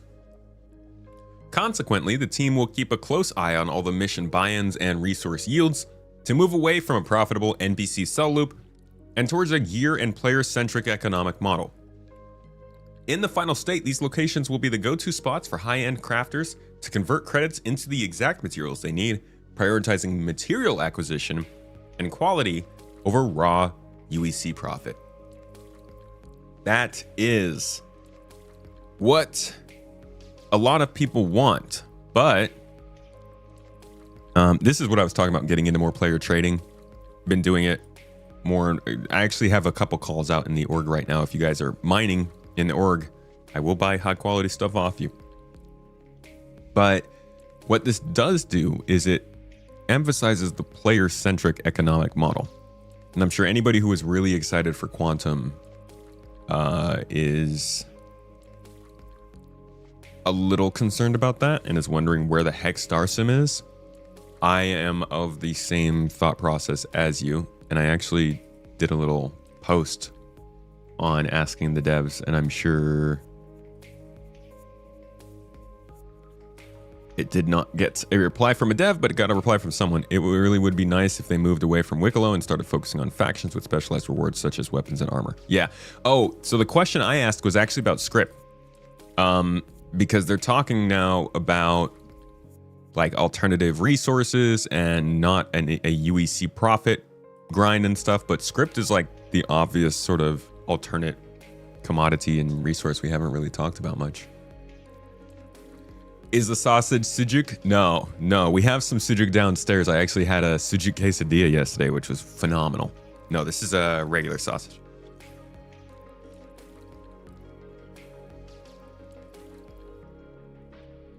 Oh, I definitely need Genelite, PK. I'll hit you up about that. Or if you put it up in the app for sale, I'll respond there. All right. Game Intelligence Development. In March of 2026, the Game Intelligence Development team primarily focused on the ongoing design and planning for Mission System V2. Good to hear. They spent the first half of the month collaborating with mission designers to refine how the new system would work in practice and how to best expose the scripting tools to the designers. They also iterated on a UI prototype for the mission interface and made several refinements. Love to hear it. The only thing we really know about a possible mission system or mission UI interface, the most recent one we saw would have been the Squadron 42 contract manager, which obviously is not going to be the same as the Star Citizen one because they have different requirements. But it gives you some ideas. It shows you who's giving you the mission, what the mission is, what the like descriptions of it, the objectives you have to do, that kind of stuff. You got progress briefing, after action reports. This again is Squadron 42 though, so I don't know how much they'll change this for Star Citizen. Game Intelligence Development also began work on a new tool to facilitate the development of the new mission system. Mission system's a big one. Throughout the month, they continued deeper investigation and design work around its implementation, refining the architecture based on stakeholder feedback. This work will serve as a foundation whenever the team returns to the system. Tea break.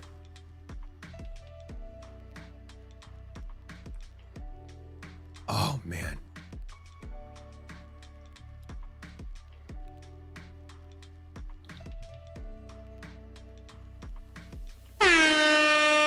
Let's go, dude. It's tea time. It makes me want to dance. It's so good. I used to hate tea before I went to Turkey. It's so weird. Now I got a glass freaking tattooed on my arm and it makes me dance. What happened? Kid me. Confused. He's like, where's the hot chocolate, dude? All right, level design team. Level design is an interesting spot. They said that they have recently expanded their level design team quite a bit, actually. If we go back to a recent Star Citizen Live, the FPS team was on, and they were having a little talk about, whoa. Brother, I hate it when there's no transcript for a video. Why you do that? See if they say it here. Can you address, shying away from the tougher topics here, could you address the lack of level design that facilitates FPS PvP? To explain, even the contested zones separate people, blue doors, timer, separate people out, making it hard to run into people. All the other places are worse. A lot of places are very linear and choke pointy in their level design, making them not play well for PV, PvE, SC sandbox scenarios. What do you have to say? So a lot of our older locations were built with just a lot less level design resource essentially. But what we're trying to do now is that obviously this game is very heavy on PvE. There's always going to be PvP. That's never going to stop. And we've started building locations basically intended for PvE. And those locations are always going to be more linear. They're always going to be more set up for that. And when instancing comes online, that's not going to be a problem for everyone else either. You're going to go to a location and you know it's only going to be you. So you're going to enjoy your PvE gameplay. When it comes to PvPvE or PvP locations, with the bigger level design team now, we can actually focus on making sure that there are multiple entrances. The sightlines are actually cared for and ensured that it makes sense for multiple teams coming in from different angles. And that we just make sure that cover placement and all of that sort of stuff is up to scratch, basically. The LD team's a lot bigger now as well. Yes. Compared to where it was like 2 years ago. We've gained 6 people in the last year. Yeah, I don't think it's. I don't think it's inappropriate to say that level design was probably underserved. Yes. In previous years of Star Citizen's development. Why that is, variety of reasons. Another spam call. It's been recognized in the last 12 months, and the rectification is in process. Like you said, is it doubled? It's probably more than doubled at this point. I think it's about doubled now. Yeah. We still got a few more coming, but yeah. So the level design team has grown, and I think it's been noticeable in the locations they've been putting out. With that being said, here's what they said last month. While March saw the level design teams progressing on variety of locations, the primary focus was on Nyx's social stations and the QV breaker stations. Elsewhere, the team worked towards multiple future deliverables, including tactical strike groups and Siege of Orison rework. That'll be interesting. They also began to prepare for a major new location. Finally, the devs fixed some legacy bugs in Stanton and Pyro, hopefully that includes falling through the ground, while also supporting new technical initiatives, including helping set up the level requirements for the transport refactor and working towards content for Starkitect. There it is again. I think that's the second reference this quarter, or this update. In mission design now. Mission design completed the second Nyx mission pack, which expands the amount of content for players, including moving some factions to utilize a reputation scope. So new faction support in Nyx, and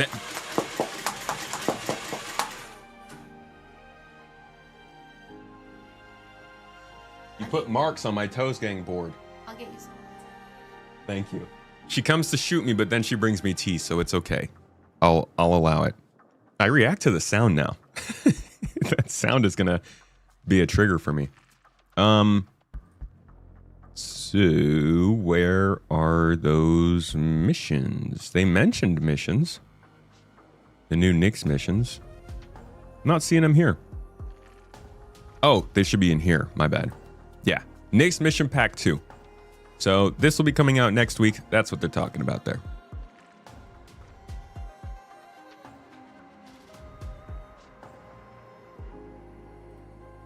All right. The team also brought back the courier system, which is huge, which currently exists in Stanton and Pyro, along with adding delivery contracts to... Excuse me. Along with adding delivery contacts to bridge the gap between hauling and courier missions. This included modifying rooftop deliveries in New Babbage and ArcCorp to allow players to drop off 1 SCU boxes. That is one of the best possible mission types for a new player. In fact, if we have the time to get in today, we will go in and we will try out a courier mission and see if they work, because if they do, this is like the #1 thing I like to suggest a new player do when they jump into Star Citizen. Courier missions around Stanton. You get to see new cities, outposts, locations, fly around a bit, not much danger. Thank you. It's a good time. It works out. Continuing on, they said tactical strike groups continue to be polished alongside refueling and defend location missions. Plenty of mission stuff there. With the recent changes to ship armor, the team kicked off a major rebalance of ship-based mission combat alongside a design idea to give players information up front on what ships they might encounter so they can choose an appropriate loadout. Finally, team are approaching the first playable state of the new Battaglia missions. Dude! Which include modular mission parts that can be used as standalone missions for other factions. Love to hear it. It's cool when they can find a way to mix the mission givers into other narratives. But ultimately, this is a great thing because it means that narrative, multi-stage mission chains are on the way back. I am very happy about that. Actually, one of the supporter exclusive videos that if you did get a membership or subscription today or something, one of the videos actually talks about this. Where is that? This one, Return of the Mission Givers. This whole video is about how the mission givers are going to come back and give us way better mission support than what we've had with the Moby Glass. And it actually matches with something else they talk about a little bit later in the report. We'll get to that. In the narrative section, March had them continuing tasks for a whole host of upcoming gameplay operations and missions. Alongside refining the narrative of tactical strike groups, there it is again. They crafted storylines for several new engaging missions that will be released alongside upcoming patches, one of which will see the return of an old foe. Now, I kind of wish this was some kind of weird Amelia Boyd story. False flag operation, her original death. But somebody said this is likely Xenothreat, and I could see it. I mean, they are bringing back Siege of Orison, so it could be that. The team also prepared for their next capture session in April, which will see the story mission script mentioned in last month's report being recorded. That was actually an important mention too, because last month's report was the first time CIG has ever talked about starting the work on their main storyline. Star Citizen has a main storyline, and let's see. Yeah, here we go.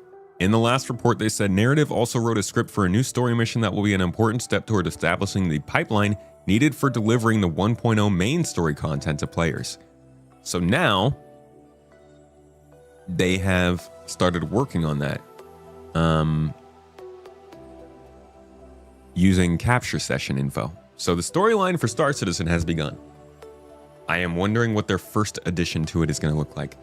I also say the narrative team also began planning an eventual overhaul of the current item descriptions to accommodate new changes that are coming with the future revisions of the inventory and fabrication systems.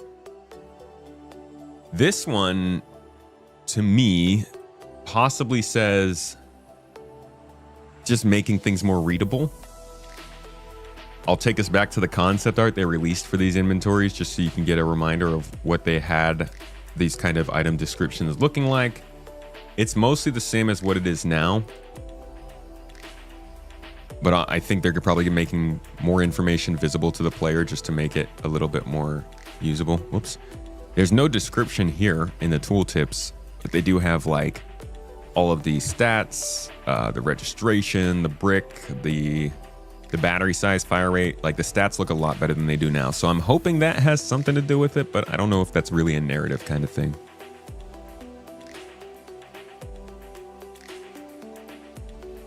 Finally, Narrative continued to work with Starkitect. There is, I think, the third mention now, to develop how the mission system will evolve once the tool comes online to add more locations to planet surfaces. After this stream today, here's another thing that you can do if you are a supporter here. If you got a sub, if you got a membership, whatever it might be, you can watch any podcast we do live. Today, I will be having two podcasts, actually. First, I'm going to be talking to Grollo about the systems of the game. One of those systems we'll be discussing is Starkitect. We'll also be discussing the quasi-dynamic server meshing that's mentioned here. We'll be discussing item recovery, crafting, the transport system, basically all the big topics from this monthly report. I'll be having like a nice long hour-long discussion with Grollo about that. Shortly after that, later in the day, I will be having Citizen Skylark on to talk with me. He is a professional financial person. He actually handles bonds and savings and big companies that report their finances. So as somebody who doesn't know finances that much, I'm going to have him on so we can have a decent sized discussion about what the financial statements from 2024 mean, so I can make a more easy to follow, straightforward explanation of what's going on next week. So if you are a supporter, subscriber, Patreon, YouTube member, whatever it might be, you can join those live. I'll have them listed on the Discord channel for you after the stream. You think they're talking about the Tavarin? That would be sick. The Jean would be cool too. You guys think they're talking about an alien species for the old foe? That's an interesting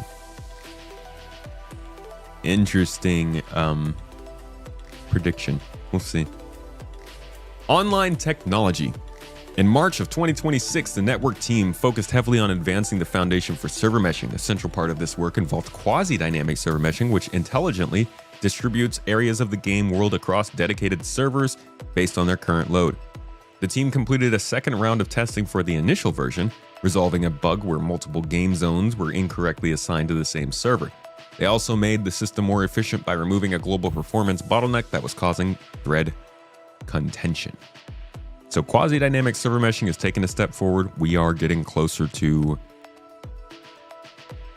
a truly bespoke game environment. On the stability side, several crashes and thread safety issues in the server management system were resolved, including a crash that could occur when a game server disconnected at the wrong moment. The team also made solid progress on the new generation of the Territory Manager, which is responsible for dividing the game universe into distinct regions to be handled by separate servers. Multiple improvements were submitted for review throughout the month. A lot of server meshing work going on. Love it. Some people are thinking Vanduul. But the Vanduul have been around. Your prediction is Yorit? That's not a bad one either.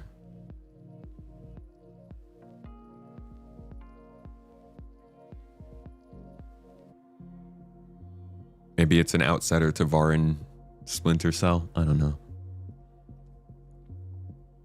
Finally, the team continued ongoing bug fixes and maintenance work and progressed with the technical design document for a new versioning and patching system. This will play an important role in how future game updates are delivered to players.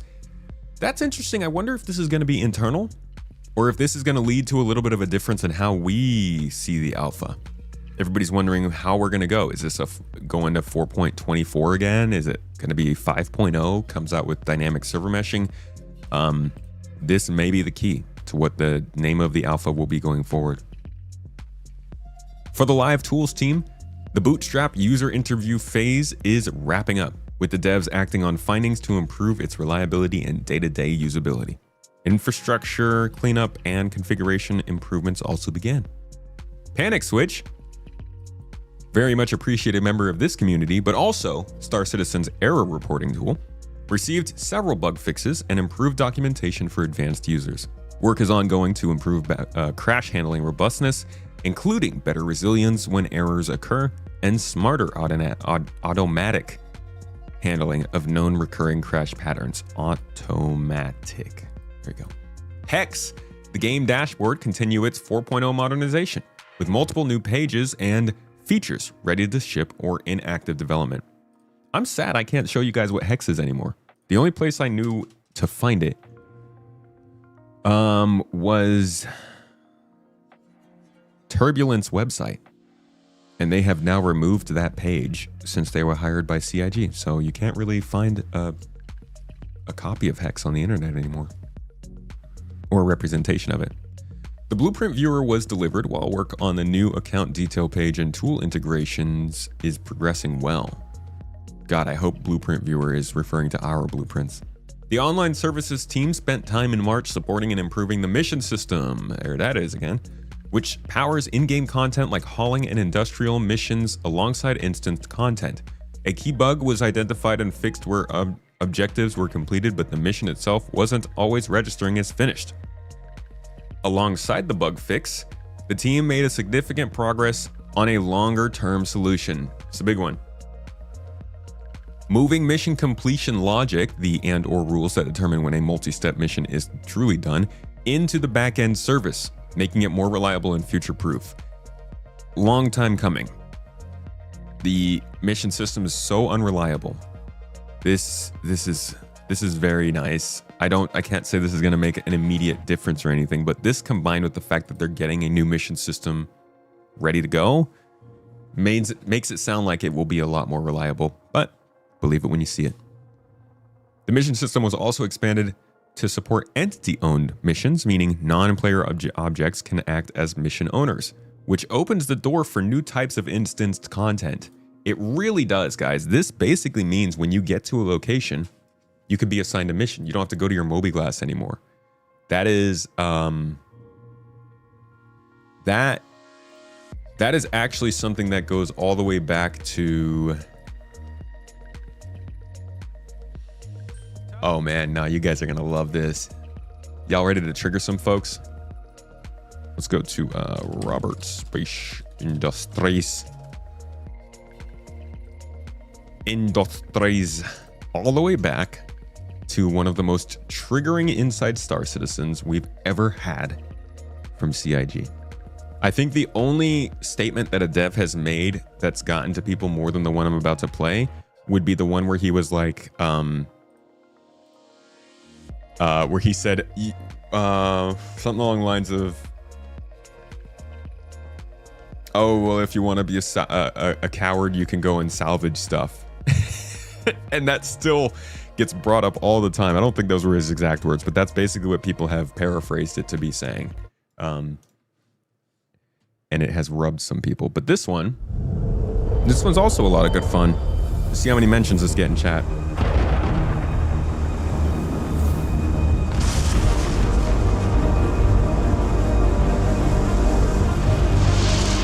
Stormbreaker is all about taking the next step in exploration gameplay. Making exploration work in Star Citizen actually requires you to go out and build locations that players want to visit. That's what we're doing now. We were trying to push our FPS combat existing in-game and actually get players to feel like they're actually fighting for something. Stormbreaker is different because you don't go into your contract manager to look for what to do. You just go off, fly down to a planet, and you start exploring. We wanted to lead players from place to place and make them question what they're seeing. So I want to be clear here. Stormbreaker isn't an event, and it's not a mission. It is a sandbox activity. Uh-oh. It will be... Elliot, triggering the folks as well. We got a freaking trigger shockwave, aftershock. So what he's saying there doesn't really matter that much when it comes to Stormbreaker itself, but this is where it does matter, because this is it actually happening. The mission system is expanded to allow entity-owned missions, meaning non-player objects can act as mission owners. That's essentially what they were doing with ASD last year. They were making a place where the location was the mission owner. You get there and it kind of triggers the actual objectives. That's all they meant by exploration. They just want people to not use their mobiGlass to get missions. They want you to go out, find places, and find new threads to tug on to start missions. Unfortunately, we have gamer brains, so everyone took it super literally and was like, Stormbreaker's not exploration. But now here we are. So I'm glad that they're getting this in. I think this is going to be a big deal because it also goes back to in the October monthly report, where they mentioned that they were working on getting missions to also work from mission boards. Mission Boo.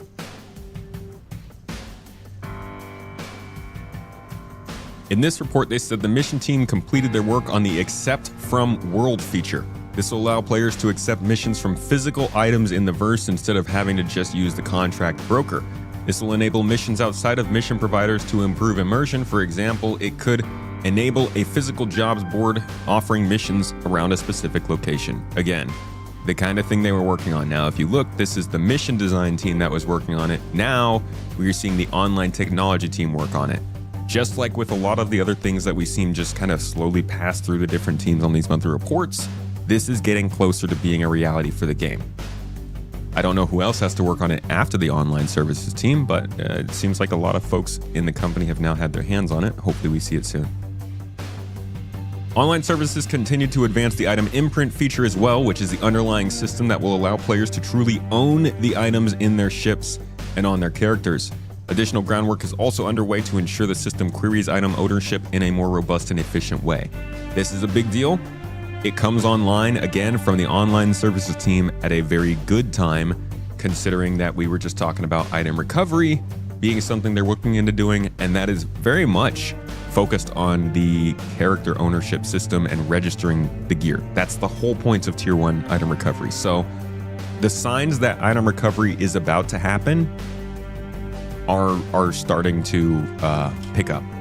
First off, the economy team talking about features in 4.8, including item recovery. the online services team working on ownership systems for item recovery, the fact that a big part of item recovery was based around crafting and crafted items, which just came in 4.7. In general, I'm seeing a lot of signs that item recovery is close at hand, but I understand. It's Star Citizen. It's the same game we've been following for years. You don't have to believe this until it happens. For the people who just kind of want to have something to expect and maybe keep an eye out for, I'm just letting you know. But don't take it from me. We can go back to what Benoit was saying. He is the CTO again, so he's probably the best person to talk about this kind of stuff.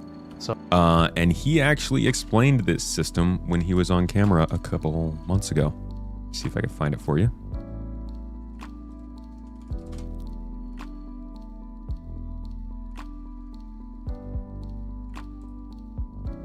All right. Lay it on us, Benoit. Talk to me about it. Well, so the obviously Tier 0 was a fairly large change to the game, so that in the case where you die in the verse, instead of having to run a corpse run to recover your items, you would actually respawn with them. This was mainly done to, we're in an alpha game, we needed to do some compromises, so we looked at that. So item imprint, there's multiple names for this at this point. Item imprint, item recovery, Tier 1, entitlements 2.0. Those are all sort of related. So the gist of it is, and this ties into some other subjects, but is that currently when you play the game, right, and you look at your ASOP terminal, I think I've said that last time, but I'll still go through it again. When you look at your ASOP terminal, the list that you see there is the list of entitlements that you own, which ship that you own, you have a right to, right? Then that's cross-linked with the actual ship. Do you have it? That this entitlement, let's say it's a Connie, what is it in the game, right? And where is it? And that's how the ASOP terminal shows you the list, right? So that's why you're able to have a row when there's no ship and it says retrieve or deliver, right? That creates the ship. Then deliver brings you the ship on the platform. Those entitlements currently, they don't live across patches. We recreate them. The first time you log in, there's a big process that reconciles your account, grabs your web purchases, grabs your LTP records, and recreates those entitlements. Obviously, long-term persistence has always been it's a difficult problem to solve. It sounds simple, but it is not, I assure you. But in order to facilitate all this and also other item recovery needs, we've decided to basically persist those entitlements across patch. So these things will never get wiped anymore. And so losing a ship is not going to be a thing. That's not going to be technically possible. We never really delete entitlements. And so you have insurance on those records, so you can claim insurance. The only way to lose a ship will be if you no longer have insurance on it. You still have the deed for it, but you can't claim it. So item recovery is a rework of the entitlement system. It touches on how you claim insurance on ships.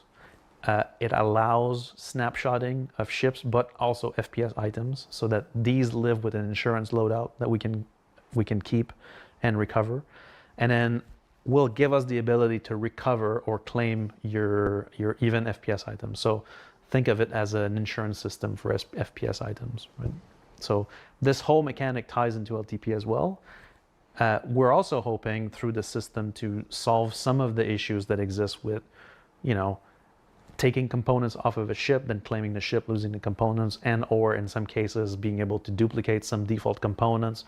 This whole loop is insurance has always been a problem design-wise for how that functions. So item imprint v1 allows you to imprint items, save that state, and then recover it on death or when you claim insurance. So we will see if that's a 4.8 thing. I think I am saying that a lot of these signs are pointing to it coming soon. I think the way Benoit is talking here does make it kind of sound like it's still a problem that they're trying to figure out.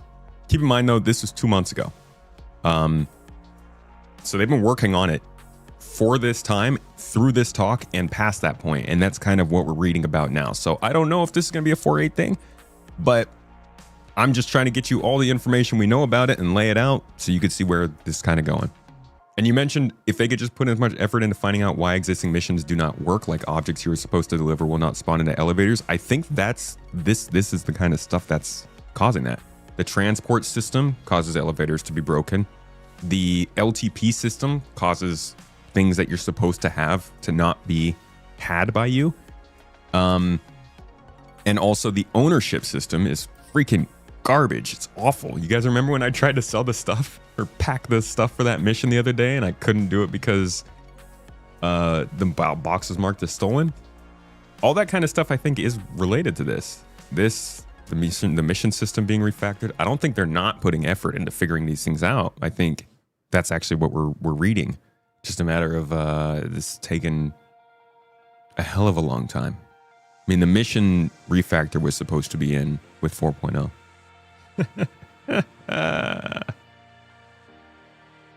Are you the only one that has a voice or video delay? Maybe, possibly not. I usually have some bit of a delay.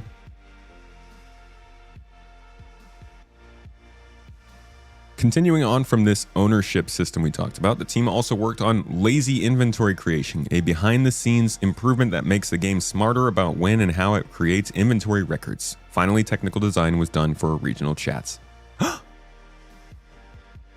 I missed this. I completely skipped over this before. Regional chats, y'all. Woo! You love to hear it! Yes, dude. No more reading racism from Pyro when I just want to be a calm miner in Stanton. Who am I kidding? The racism is everywhere. In March, the ongoing ground fog work continued. A test build was handed over to Tech Art for prototyping and to gather feedback. Time was also spent improving tooling. The ability to gather thread names was added to the dump log tool when extracting call stacks for crashes submitted via the PU. The shader compiler server that services the build pipeline was substantially refactored. A proper thread pool implementation was added. While load balancing was significantly improved when using remote compile slaves. Now, I thought we had moved past that. DXC Clang-based compiler output is now properly parsed for the generation of error reports. A least recently used scheme was added to automatically evict outdated shaders in memory and on disk. Also, support for processing limits was added to terminate compile jobs exceeding the specified runtime and memory thresholds. All these should help improve server stability, which often run for months on end, as well as reduce their resource usage. That would be great, dude. The freaking servers. I feel like most of us would probably judge how the game is doing by how the server's performing. It's like one of the top things you think about first is, oh man, everything's going wrong. How long has this server been up? Very slight, not noticeable.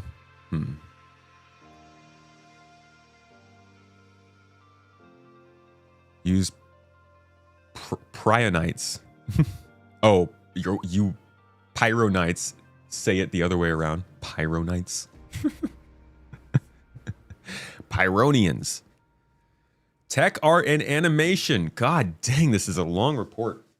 Over the past month, the technical animation team progressed with the characters, creatures, interactables, cloth simulation, and the pipeline tools that support all of the above. Tech art was like, we put them all on our back. On the character side, head exports for 2 new named PU characters progressed through the DNA rig logic pipeline. Rig logic. How does CIG know about Rig's old age? I'm sorry, man. I'll get in touch with them. I don't know why they're trying to label you. Gate 5 polish passes were done for 2 additional faces approaching their final quality bar. What are the chances that these are the same faces they're working on up here for, where was that? They said they were working on some faces for an upcoming thing, right? I mean, is that here? Somewhere down here they talked about new characters coming in. I'm wondering if these are the same ones. Rig doesn't do logic. Who am I kidding? The devs created per character rig logic. There they go again. Memory overheads, which directly improve NPC density and performance in populated locations. I love dense NPCs. Hell yeah. Give me that dense NPC. They also resolved critical DNA compilation blocker that would otherwise have stalled all head-related work in the Star Citizen patch brands.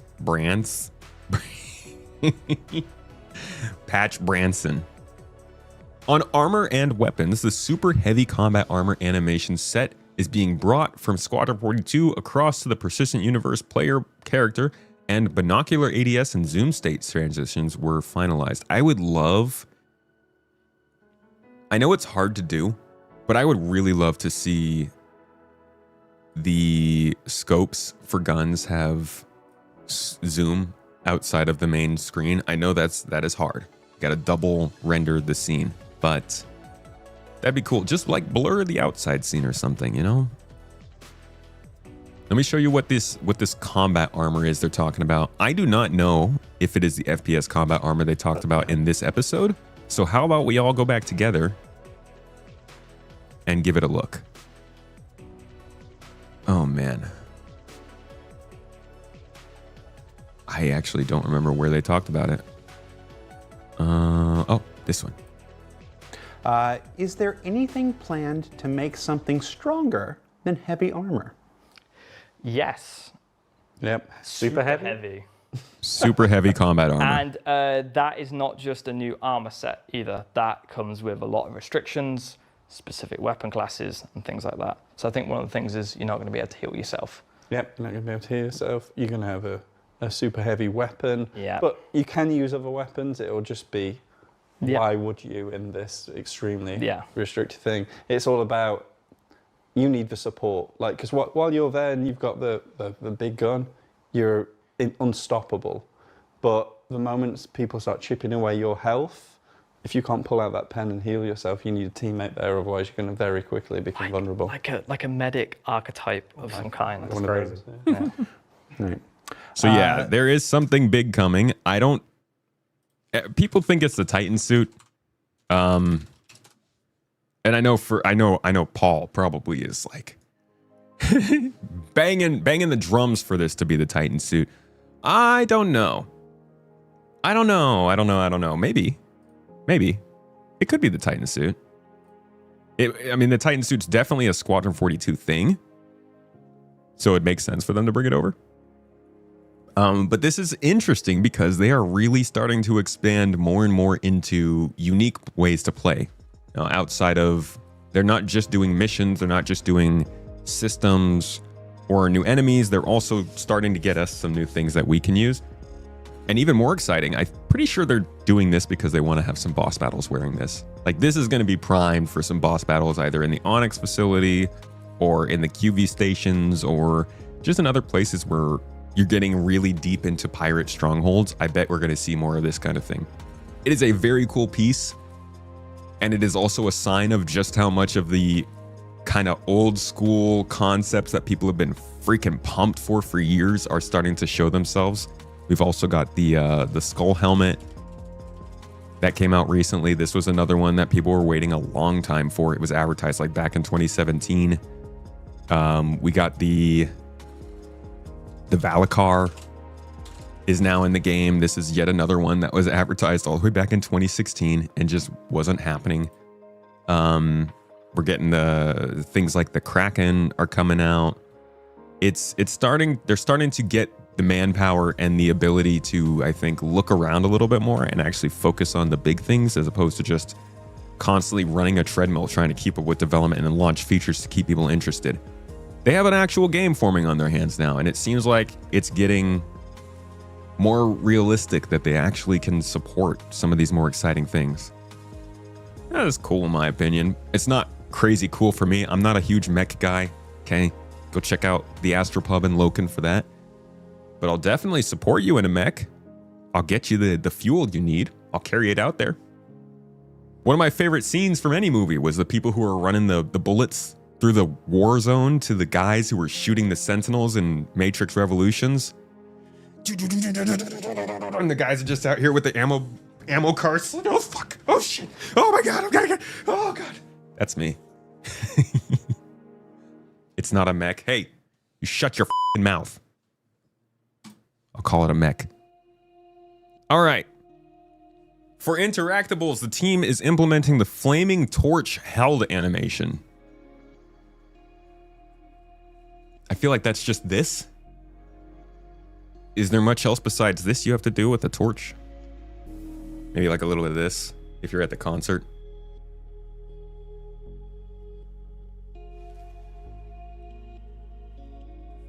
They're also completing food prop tech animation for Nick's location content. Food and Nick's, huh? Starcloth, CIG's physics-based cloth simulation system, saw substantial improvements, including driver mesh validation, engine API alignment, a new bind offset parameter, and simulation pruning optimizations. Nice. We're getting into farming. We start pruning flowers, rosebuds. The result is more performant and physically believable clothing on PU characters. This will be important for Starware, actually, because they have to figure out how to get the cloth tech to work and for the cloth to like interact with armor. The heck? Oh, is this all AI stuff? Interact with the armor without glitching out all over the place. This is another demonstration that we can pull up from, I want to say, Star Engine.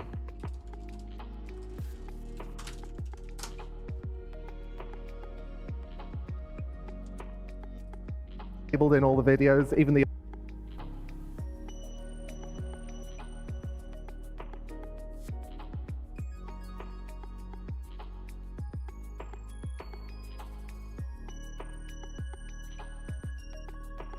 what's it, 24?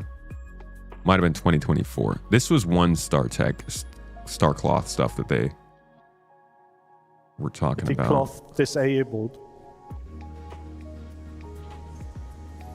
And here the same scene with it enabled. Obviously, as always, they got it working in Squadron 42 first. That's not what I was looking for. I think I'm looking for the 2024 one. Or is it 22?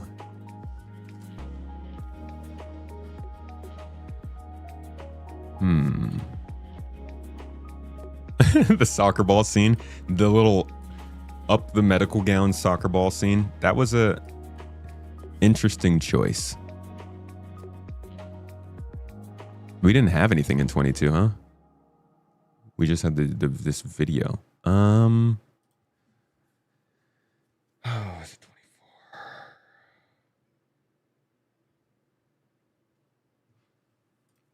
No, I think it was we just did this search like a couple of freaking weeks ago.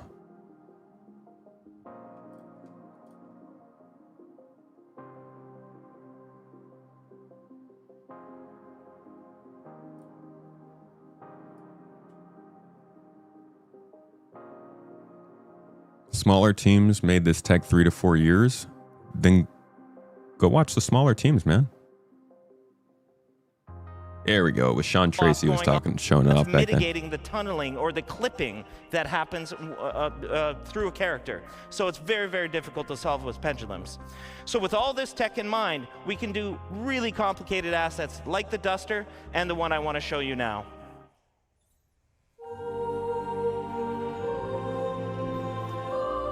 So here you're seeing about 5 different layers of cloth going on and self-colliding between each other.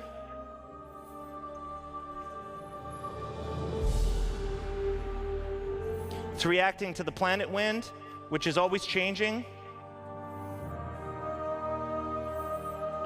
On the front, there's a big leather apron. So this one's actually a lot heavier and it moves a lot differently than the cloth on the back. Dude, that looks like the most f***ing annoying thing ever. I ripped that off so fast.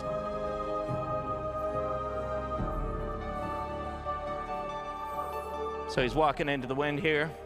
It's just a stupid amount of data, dude. That everything they do about this game is just... And in the end, as I mentioned, it just looks a whole lot better. It's just such a ridiculous amount of data to propose you're going to send over the internet and update hundreds of times a second for a bunch of different people in all these different areas with all the detail. I genuinely don't know how this is going to perform in an MMO environment. Like, it looks really nice here, and Starcloth is technically already running some of the simulation for the cloth in the game, but I don't know how detailed they're going to be able to get with this, man. Is this the kind of thing, in your opinion, do you guys think this is a GPU sort of graphics setting that you'll be able to lower down if you're trying to make the game more optimized for your play. Do you think they'll have this as like a graphics setting that you can choose to have either high or low? Because the simulation of this is wild.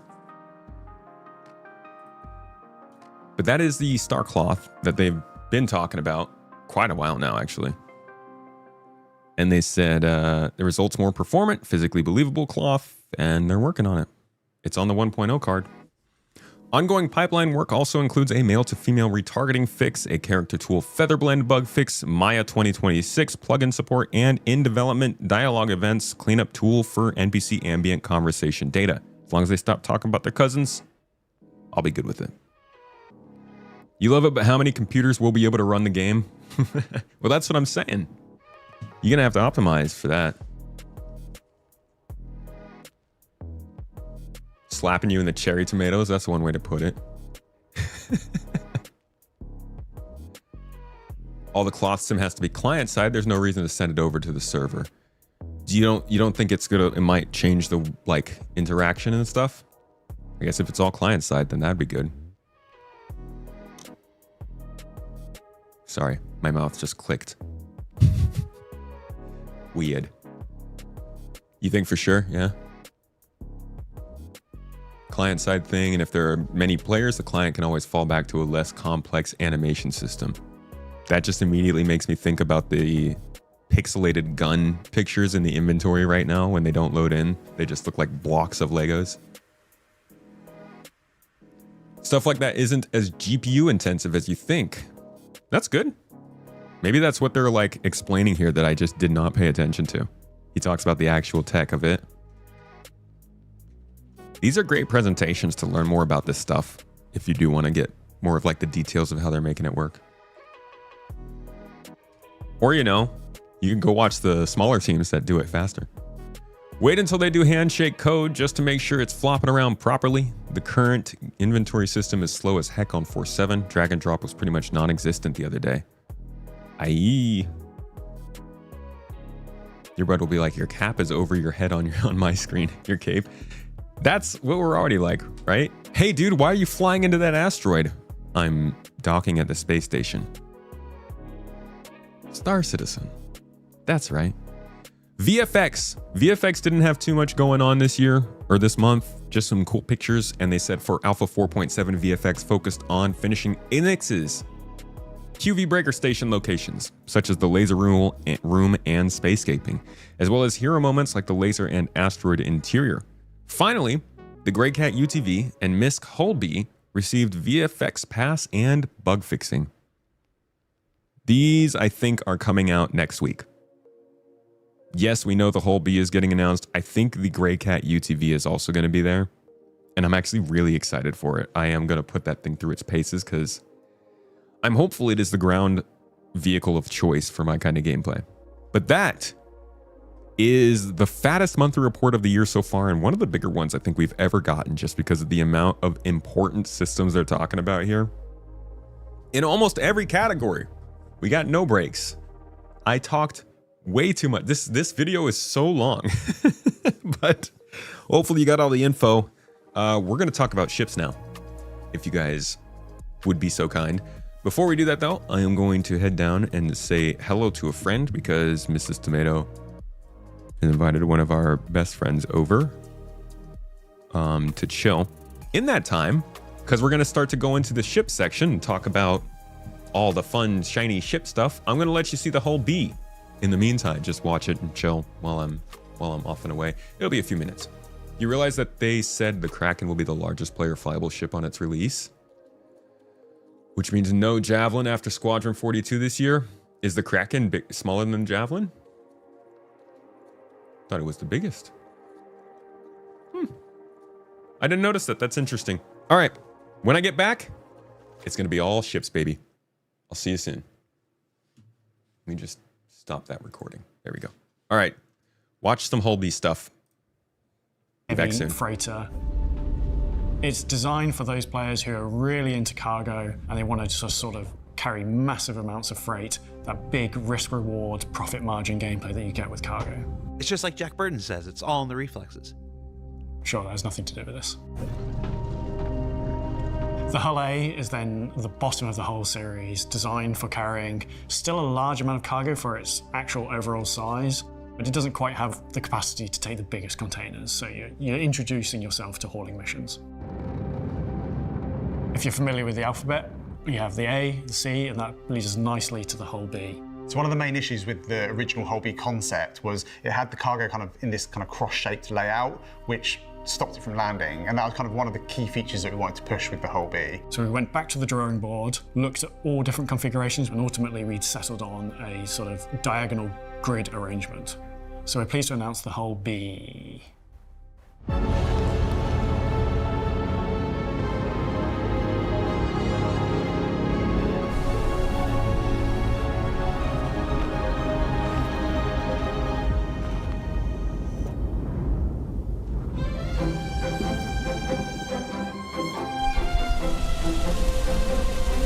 So when we were designing the Hull B, like most other ships, we looked to the real world for inspiration, and I think the actual B itself was a pretty compelling argument. They can carry a huge amount of cargo on their backs.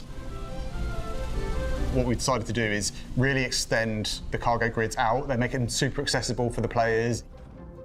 Not overly complicated at all with the whole cargo grid rotating. My favourite thing about the Hull B is its little antennas. Don't know what they do, they're just cool things. The wings work surprisingly well with physics, and they actually give a little bit of uplift as well, just from the sheer forces involved from moving them around. Unfortunately, it does come at a little bit of cost over the network, so hopefully people won't bring too many of these together in the same area.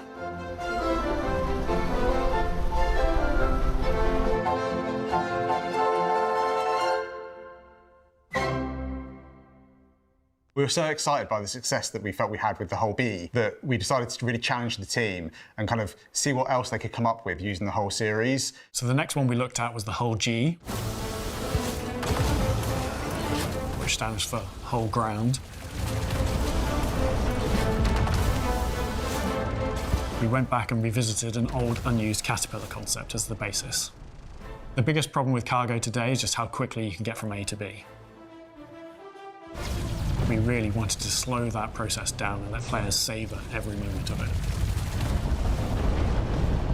One thing we kind of slightly overlooked with the concept is we just kind of forgot to include the cargo grids. So, if you do need to move cargo, you can just tow it behind. And that's what's important. Player agency. Why does it have guns on it?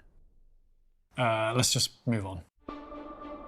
A lot of our ships in Star Citizen, they're kind of a little bit underweight. So I've been with the company now for just over 11 years, and my mission this entire time has been to introduce a ship to the game that truly punches above its weight class. And I think finally, with the introduction of the Hull M, M for military, I've succeeded in that.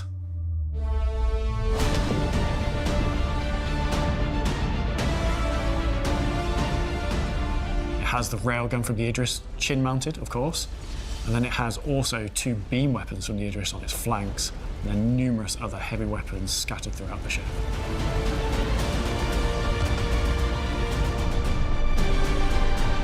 Of course, being a whole series, it has to expand.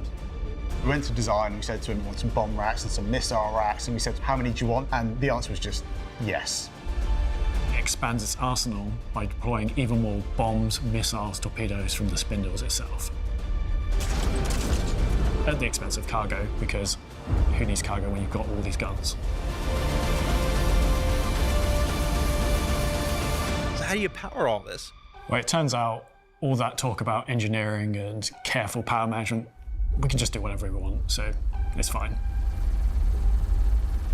And the biggest weapon of all is the file size for the actual weapons in the Dataforge binaries. If you try and data mine them, it's just going to crash and show you Jared's face. Just play the game, nerds. Next up is the Hull O, which stands for 404 and is a collaboration with Origin on their 404 project. You can't see it because it's invisible. The Hull P, which is simply an excuse to bring back Port Olisar.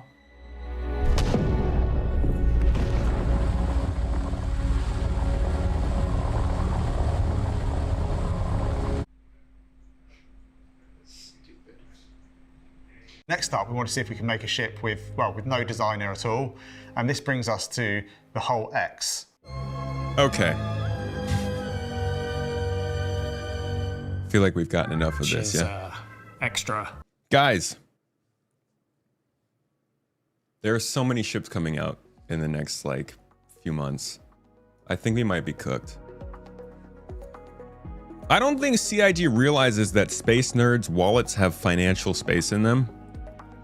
And there are only so many cool spaceships that a person can get in 1 year. That being said, we're gonna go over them. Oh, we gotta cover this too. Dude, I don't think we're gonna get in game today.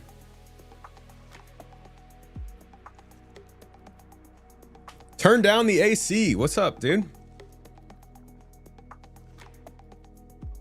Before we do touch on ships, I am curious what you guys think was the coolest part of this monthly report, feature-wise, because there was a lot, and I honestly don't know what stands out to me the most. I'm kind of a sucker for Starkitect and the way they talk about it, so that is an early favorite of mine, but Starkitect is crazy. Starkitect is kind of like Quantum. I would really love for it to be real. But they've gotta prove it. They've been kind of cagey about talking about it in detail since they revealed it. Let's see if I can find it first. I think it was 23, right?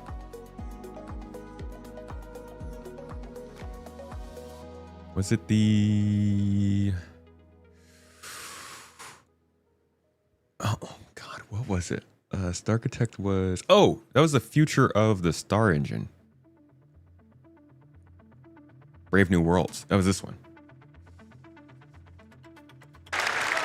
And again, New planets and Starkitect are very hyped for you. But like, look at the freaking promise of this system. let's go even bigger. Just like our locations, we can put clusters near other clusters, and we group them together, ranging between 10 to 15 locations each. That's to hook up. Like, this itself is insane. 3,000 things on a single planet seems insane. I don't, but even 100, 200 locations on a planet, you start to get into the realm of like, is there going to be a lot of repetition? Are they really going to be unique and matter? It's a weird one. Tech preview is Evo only, but you can look at the show, the patch notes. But yeah, hacking was kind of unexpected. That was a cool one. All right, let's start on ships.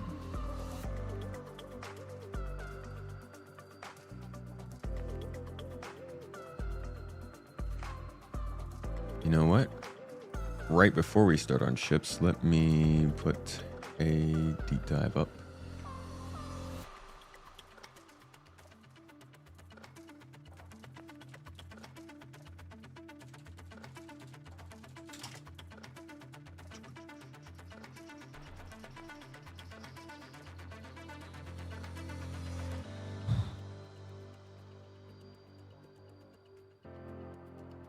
The important location being Nix 1? It could be. I mean, Nix 1 is... It would be a weird way to refer to a planet, but they could do that.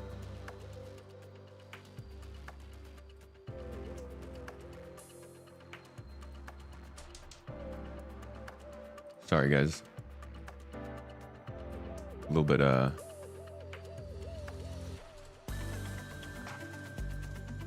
some of the admin work going on. If you can find rare meats at these locations, it would be dope. Rare.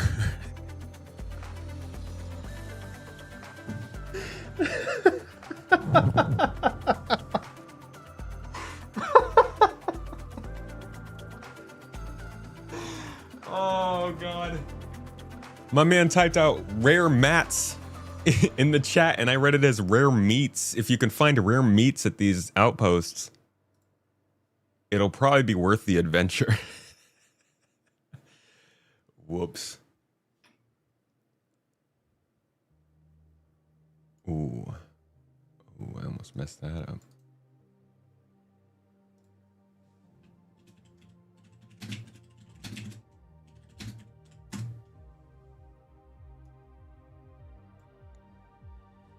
Kopi on steak, yum, dude. Have I had any sleep lately? Just checking. Baby's not here yet. All right, let's talk about ships, folks.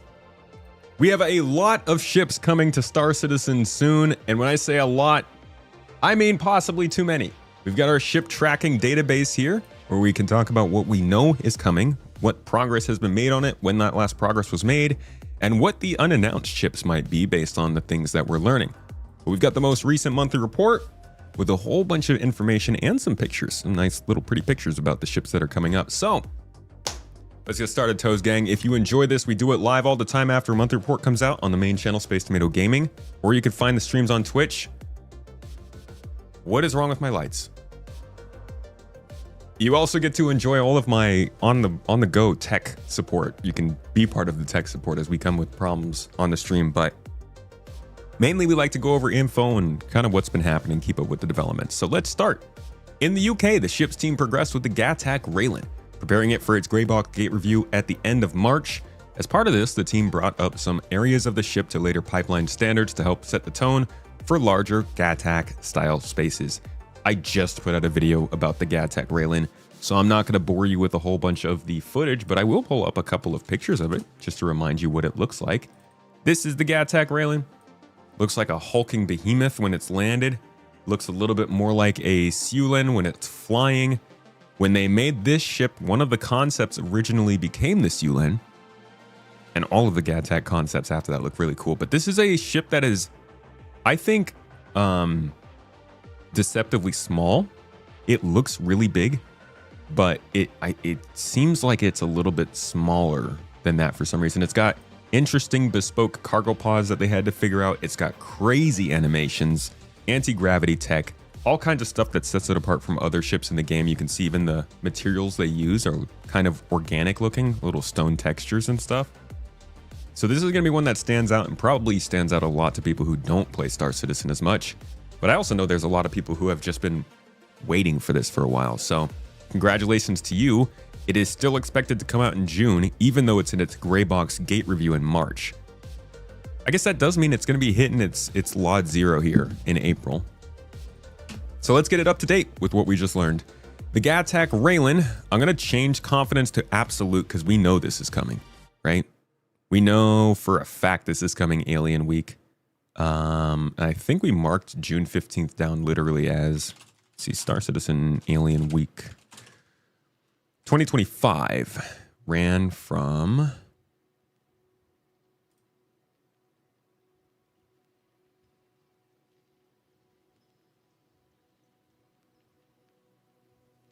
I don't have any dates, but it looks like it's around June 14th and 15th. So we're pretty on the money then here. It probably won't be that Monday. I don't know if Alien Week is on this week or on this week, but whatever week it is, it'll probably come out on that Thursday. So let's go with the 11th. First mention was July 1st, 2025 in monthly reports. Most recently announced April 1st. It's the most recent update we got. And I'll go ahead and drop the update that we have in here.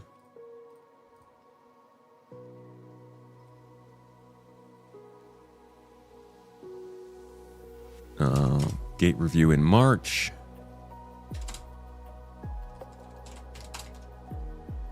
Gattac style spaces. Moving on. The Grey Cat UTV wrapped up testing and is awaiting its release into the PU. This thing is ready to go. They're not talking about it like they did the whole B, but it is ready to go. They didn't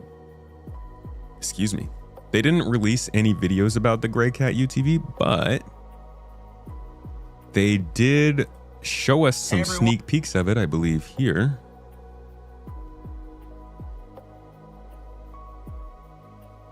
Was it here?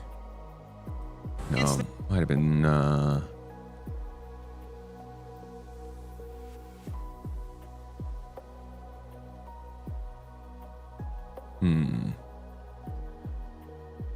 Is it here?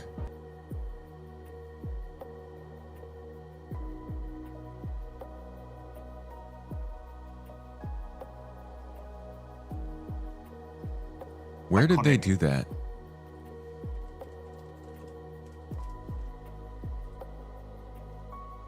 This was in an Inside Star Citizen from 2 weeks ago.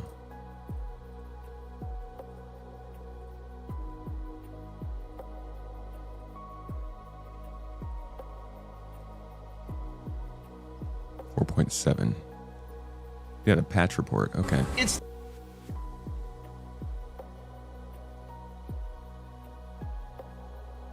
Here we are. I just missed it. The Grey Cat UTV, which we can show you now. Yay! Hey, look. Yeah, so this one is cool because it's got that 1SU box in the back. It's not the only one, as I've learned, but it is one of the only ones that keeps that 1SU intact so you can put bigger items in it. And I like the ease of access here. I think that's the most important part. It's just sitting right there on the outside. Which we can show you now. Yay! Hey, little guy. The Captains of Industry promotion, which sees the return. All right, so that's that. That's the UTV. Not really too much to say about it other than it's a ground vehicle with 1SU. A lot of people probably use it as a CCU token, but I think it's going to be useful to people. So let's go ahead and update it here. Grey Cat UTV. Confidence. I'm going to put absolute on this one as well. I had it as a I had it as a April 15th expected release. It looks like I'll be about 1 week off. We're going to dial it into April 9th. Not bad. And our March update was that it's wrapping up testing. You really can't say much. You can't more clearly say that it's done. And most recent update on this, April 1st. When the Crucible? Sorry, buddy. They said, we're hoping players will have as much fun with this little vehicle as we did making it. Next up, the Hull B had its combined Lot Zero and Final Gate review. This was due to some teams coming into aspects late, which would cause the earlier gate to technically not be passed. However, all other teams' work was done for the later stage. All right, so in March, the Hull B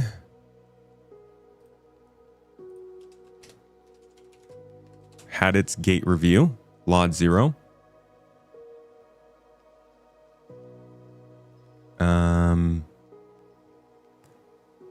Missed its first gate review, but passed this one, and it will now be released this month. I also had an expected release date on this one of May, so I was about a month off on that as well. We're going to put that at the 9th too, and put it at absolute. Last update, April 1st. The Drake Ironclad, Ironclad Assault, and Command Module all progressed through their Lot Zero phases, with the team starting a full lighting and detail pass across all three to unify the visuals. Alongside this, the team returned to the Caterpillar to set it up for the Command Module. Oh boy. Oh boy, the Ironclad. Okay, before we do the Ironclad, I will show you guys who missed it before a quick preview of the Hull B. I know this is the April Fool's episode, okay, but this is the Hull B. Like, they're not gonna just create a whole ship for this joke. The way that this cargo works might be a little different. Honestly, I think that this spinning mechanism might still be a part of it. That doesn't seem like a bad idea to me, for instance. But we'll have to see. It would be a little bit weird for this thing to just fly with these things sticking straight out when it is fully loaded. But yeah, besides the flapping, like this is what the Hull B will look like. And honestly, it looks quite a bit different from a Hull A. A lot of people said it looks too close to a Starlancer. Personally, I like that they're diversifying the Hull series. I think it's cool that all the Hull series looks pretty much the same, but allowing them to look a little bit different, maybe because they were made at slightly different times in the lore. You can always retcon that. Or just because like different sizes call for different focuses. I don't see really a problem with it. I'm looking forward to seeing what the Hullby offers. Could be a really, really good cargo hauler. Won't be one for me, but it looks nice. Was a pretty compelling argument. And it has They can antennas. carry a huge amount of cargo on them. But that's the Hullby. Let's talk about the Ironclad, because this one is probably the most hyped ship of the year. Not the last 3 years. It's just big, and it's a cargo hauler, and it opens from the top, and it's Drake. Vehicles Like on the ground. what is there not to There's a like about it? retractable roof for doing that in space with EVA as well. Little tight entrances to cargo ships doesn't necessarily lend itself to when you're out in deep space and you're trying to quickly move some cargo from one person's ship into your ship. Really, you want as much kind of access to be able to do that as you possibly can. So by having this kind of much larger opening on top of the ship, it allows us to kind of bring cargo in much easier. So it's roll bin. And then on top of that, the very important part is the command module. Yeah, I'm seeing you guys with the X and the 404, the invisible hull. Agreed. I do think that's probably it.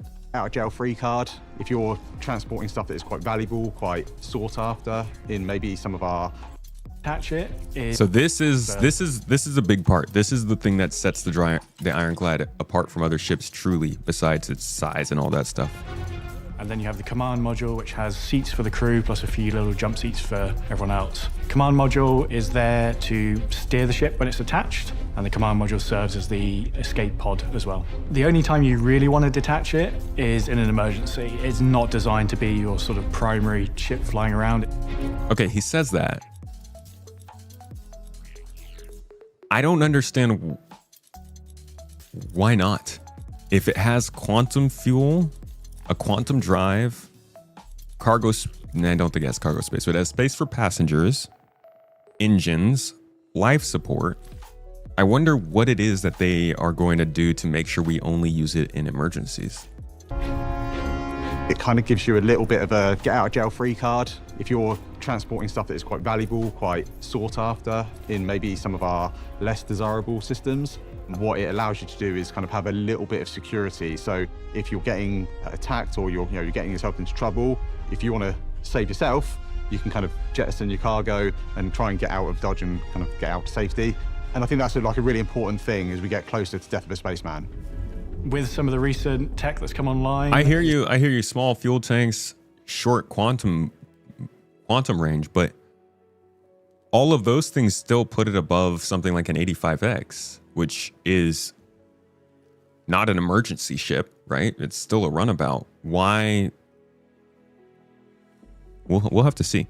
The interesting thing about this, though, is that it seems like they're treating the command module as its own ship, which, was kind of the original concept. So we're going to go ahead and add the command module in here as a separate input, the Drake command module. And we're going to put it on absolute release. Final art, I want to say it's at. This is a kind of a rework, I guess you could say. Do we have like a runabout? Escape pod? What do I even mark this as? Expected release. It's going to be at Drake Defense Con. When is Drake Defense Con?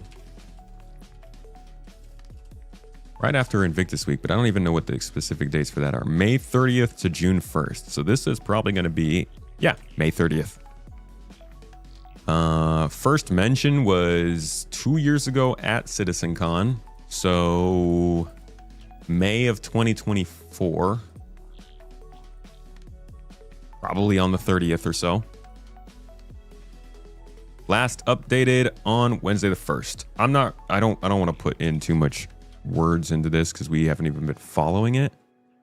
So we'll just say the command module progressed through Lot 0 phases in March.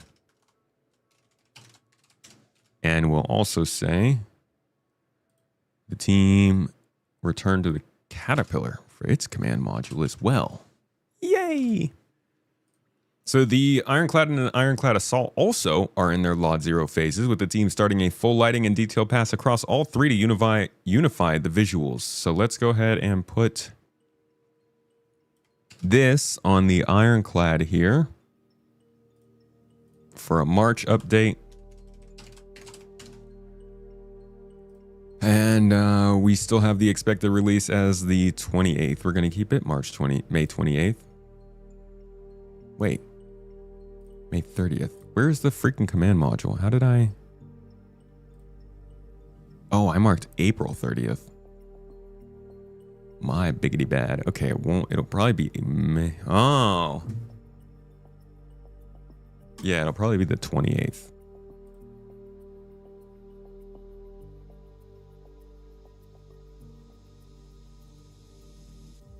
Better.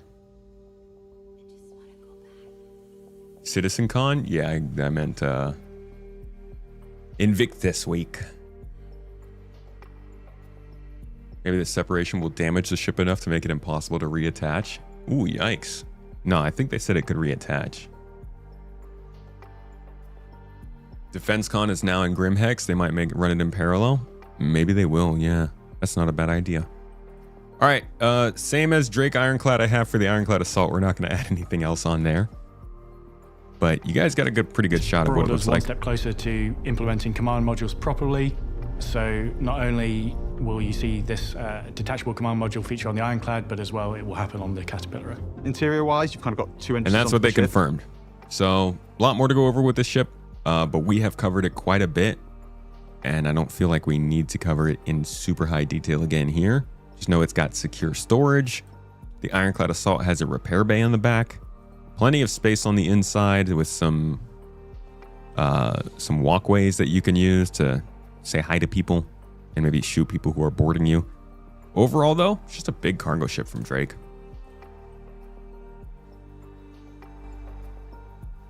Moving on. Several devs moved back onto the RSI Galaxy after a small hiatus, helping other projects out. We didn't hear about the Galaxy for a little while there. Like other ships in pre-production, they went over the original layout and made adjustments, both for flow and to make use of the ever-growing asset library, all while keeping true to the role and intent of the ship. This involved adjusting the front half of the lower deck to be less isolated and prevent it from leading to a dead end. Other areas were also adjusted to current metrics using suitable assets from other RSI ships. The Galaxy is a big crowd favorite. Honestly, a lot of the ships they're working on are big crowd favorites right now, as they get better and better at making large ships and they focus more on it. Here is a little look at the Galaxy for you guys. With true modularity that has different sections of the middle of the ship that can be changed out to support significant and real gameplay loops. It is built on the same kind of ethos as the Connie, but it's scaled up to a larger crew size. The Galaxy has a very industrial feel compared to previous iterations, and the Constellation is a prime example. It has far less focus on its combat capabilities. It's not a warship, so it's not bristling with guns, but it's got what it needs. We were just going for a ship that when you saw it, it just looked like you want to just get together with your friends. This guy has designed so many Star Citizen ships, it's crazy. We were just going for a ship that when you saw it, it just looked like you want to just get together with your friends, get that thing off the ground, turn it around and just fly as far as you can. For me, I think the favorite thing about the Galaxy is just the look of it, in conjunction with the layout. It does keep that classic RSI sort of sub-capital shape to it. We've got the nice big exposed engines with we've started to bring like metal onto the engines, like a kind of a titanium material to complement the kind of cooler greys and blacks of the rest of the superstructure. For me, RSI goes into kind of 2 different groups. You've got the slightly kind of more bulbous shaped ships, and then you've got this really aggressive arrow-headed kind of stance. And I think for me, the Galaxy kind of really falls into that arrow-shaped kind of... Space Doritos. And they got a couple in-engine shots, I think, of the work they were doing on it back here. One individual part, who one day might decide that them and all their friends are going to go out and do a load of mining and refining, making lots of money from gathering resources. But then the next day might decide that they want to do some cargo hauling across the verse, so they go from one system to another, transporting huge amounts of goods. The next day they might decide that them and their friends want to have a battle, so they need someone to be able to hear people. It's a ship that allows them to experience the most of the game without limiting themselves.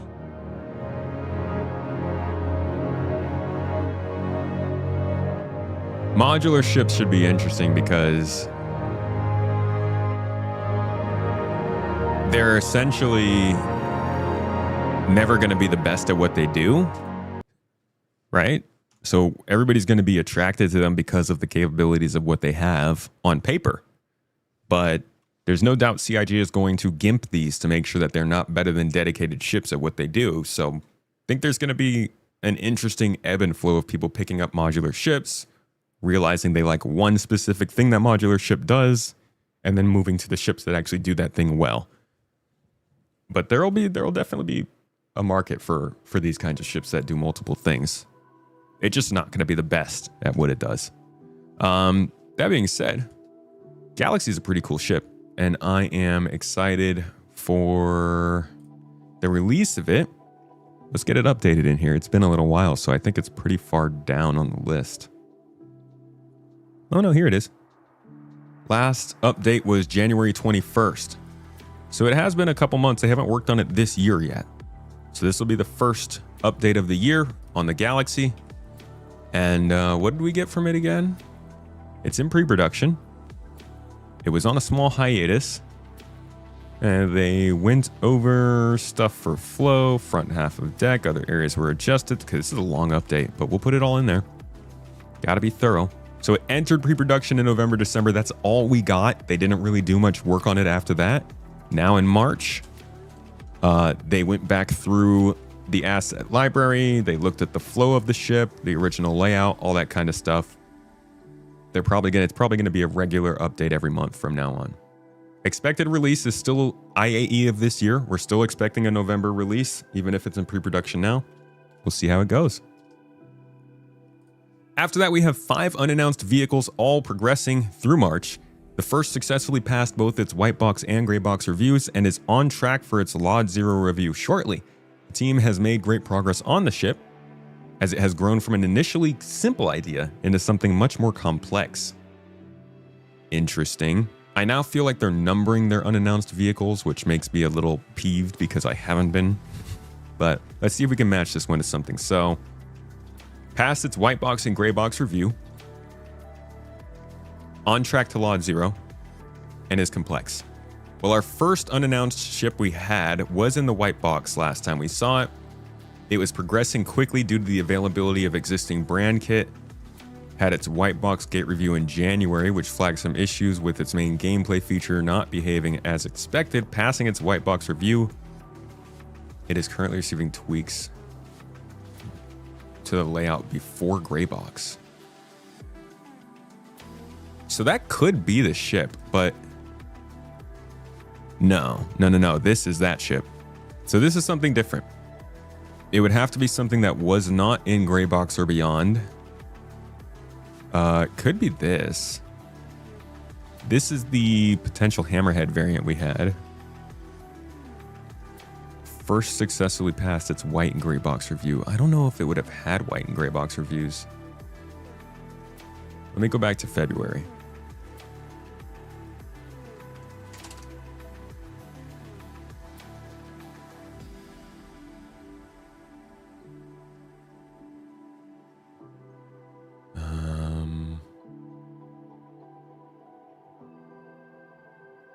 They then moved on to a related ship, which is approaching white box. No, that could be it. This could be their quote-unquote related ship. It would match up. It actually matches up.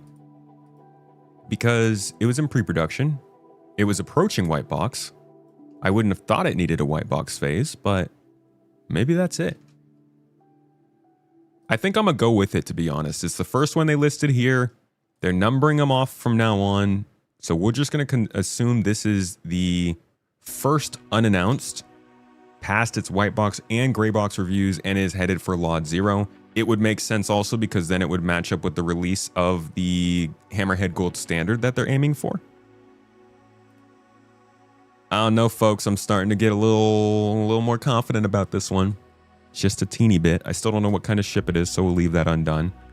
But it does look like it might be a May release. Yeah, Hammerhead Gold Standard's coming out in 4.8. I betcha this is the related ship to the Hammerhead, and it's dropping around that same time. So let's go ahead and plant it right in the middle of this month before Invictus drops. We will update its status April 1st, and we'll drop the notes in here.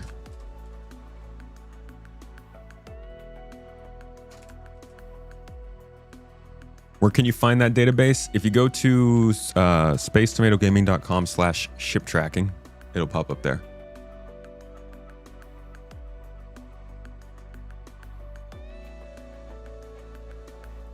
I'm gonna put confidence for this one at medium. All right, what's next? The second unannounced ship approached its Lot 0 review. Wait a second. This one's Lot 0. With the devs moving through the interior, while other teams, such as UI, started working on the required updates. What the heck does that mean? Okay, so the second was in Lot 0. Last time we checked on it. Let's see. So that might be this one. Move through White Box with the team focusing on its unique hero rooms. OEM that hasn't been worked on in a while. It had its White Box Gate review in January, which flagged some issues. No, that's not right. That was with the other one. Shoot.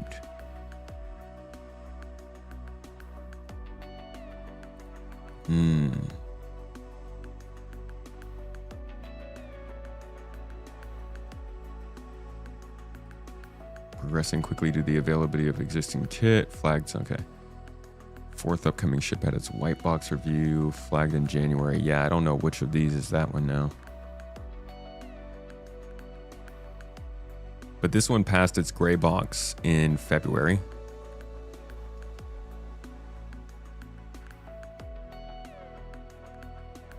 So we can go ahead and assume, I'm going to assume that this is the second one.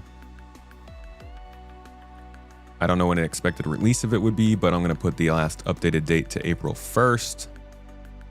I'm going to keep it at low confidence. I don't really know what else to expect from this, but we'll add the note for it. Approached its Lot 0 gate review. Hopefully we see that again next month.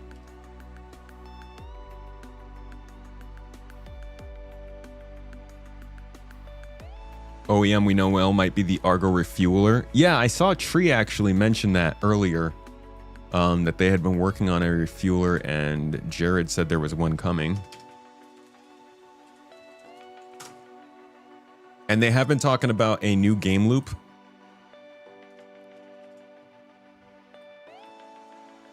In recent monthly reports.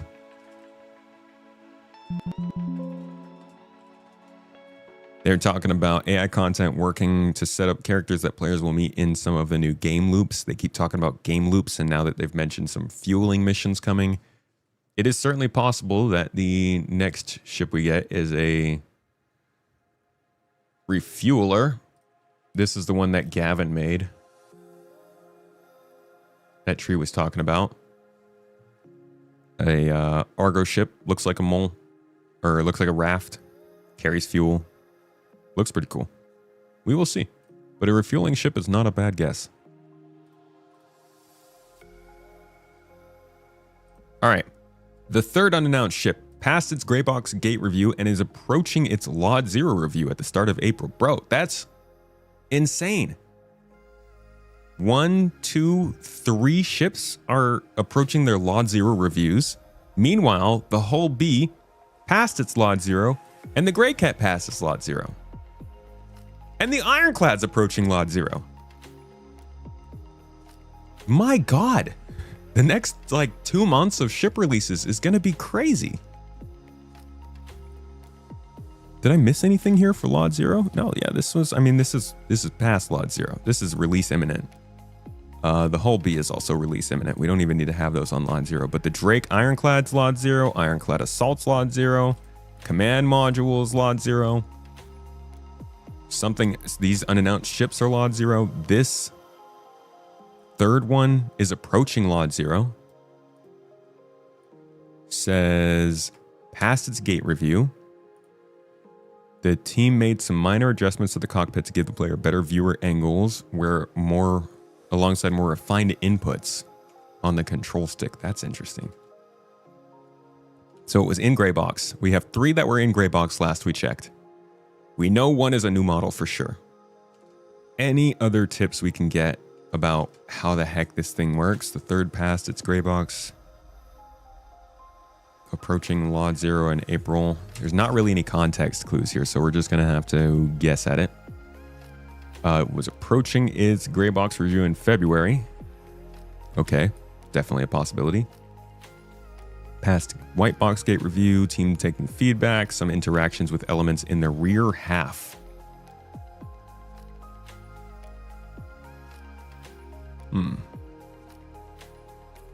This one's also going to have variants. Could be that. This other one says, from a manufacturer that hasn't been worked on for a while and entered production after the initial concept phase, passed its white box review gate in January. Best bet, let's go back to the February report and see how they responded, how they reported on these. The first unannounced vehicle, gray box review. Second passed gray box following minor functionality. The 3rd passed its white box review, though it's currently receiving tweaks to the layout. So there's a good chance that if they're referring to the 3rd here like that, they're referring to the 3rd in the same way here in March. So let's just find where this come from. Currently receiving tweaks to the layout. Concept phase? No. Team talking feedback? No. Did I not freaking save the one with... Oh, here we go. So this was the 3rd.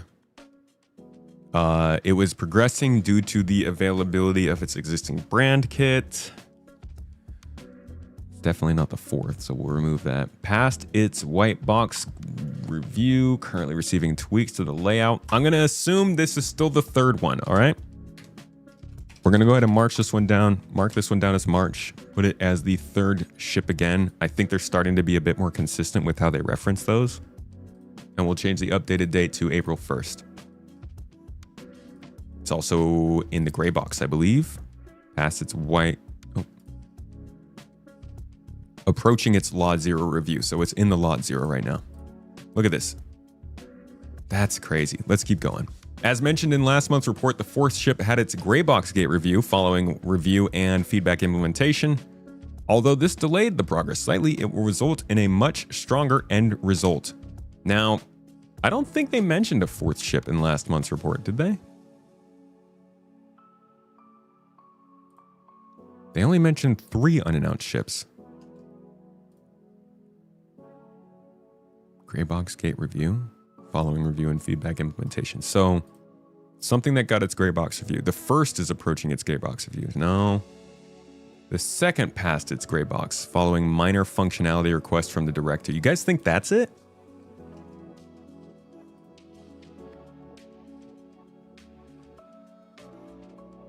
And its gray box review, following review and feedback implementation. So it didn't pass its gray box gate. It just had it.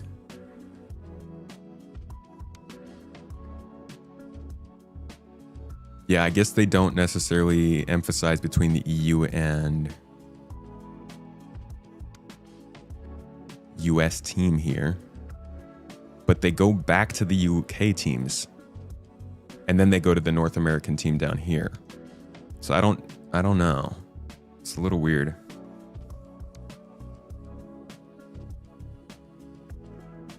Maybe it would be better to just list unannounced ship updates grouped based by month.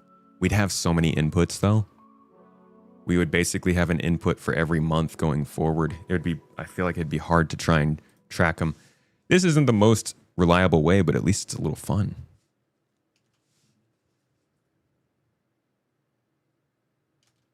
Had its gray box gate review.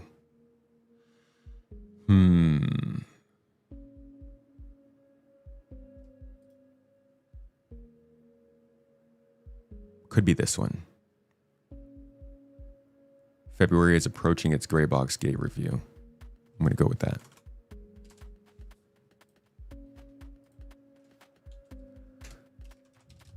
we'll see if it pans out. Last updated April 1st. Still don't know what the heck it is, but it is in the gray box still because it didn't pass its review. The UK team's final unannounced ship progressed towards its white box review. This is turning out to be quite complex in terms of animations in the States, but the end result will be worth it. That's an interesting one.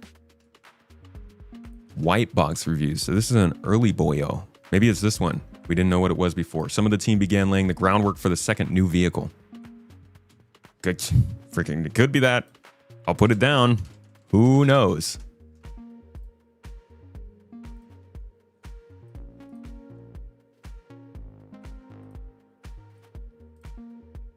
All right. Now we're moving on to the North American team. North America is working on the Drake Kraken. And if you look at it in the picture here, it's huge. It's massive. Let's see if I save it. Yeah, it literally says Kraken. So this is a picture of the Kraken's landing gear. This is going to be a big ship, man. They say the capital ship successfully passed its white box gate review, which was a major milestone for what will be the largest player flyable ship on release. The team then concentrated their efforts on the main hero rooms, such as engineering, core traversal routes through the ship, and implementing the new bespoke manned turrets and weapons. Again, this is a big boy. This is a pretty big deal ship. The fact that it's passed its white box review is pretty impressive because it's a big white box. So let's go ahead and add this into the updates. You can see it has quite a few of them. It was in pre-production starting in July 2025. Kept going through pre-production in August. Entered white box in September. So keep in mind, the Kraken went into white box in September of last year, and it's only just now passing out of the white box phase in the gray box. Solid though. It is making progress, and we're going to go ahead and assume we're going to keep our assumption of a late May of 2027 release for that and update the last updated date. Let me show you the Kraken real quick. For those who haven't seen it or gotten an idea of what they're trying to sell with this ship. It's got a nice trailer. It's going to jump forward so you can actually see the ship though.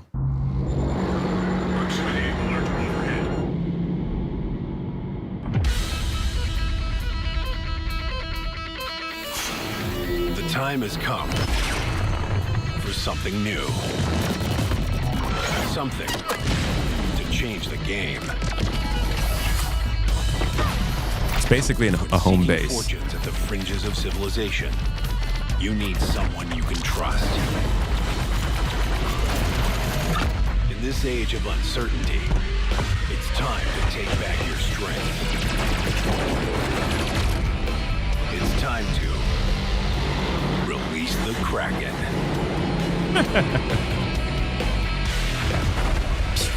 Drake Interplanetary. Star Citizen, give PK his Kraken. I promise I won't crash into it when I come and land. Pretty please. So that's the Kraken. And that's yet another one that's on the way. If you're not getting the idea at this point, they're working on a lot of important ships right now. Finally, alongside the final support for the release of the RSI Aurora Mark II, an unannounced vehicle continued through the gray box. Minor adjustments were made to the flow to aid traversal in the rear half of the ship, and additional windows were added throughout. So this is another unannounced vehicle. Is that a new one? Could it be one of these?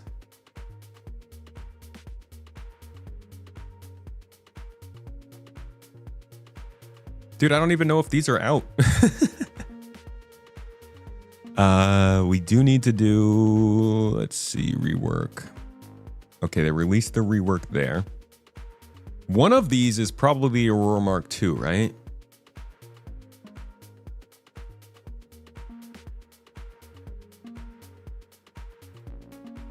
Maybe it's this one? No, I think this was the Hermes. I'm going to mark these actually as the Hermes so we can get it out of here.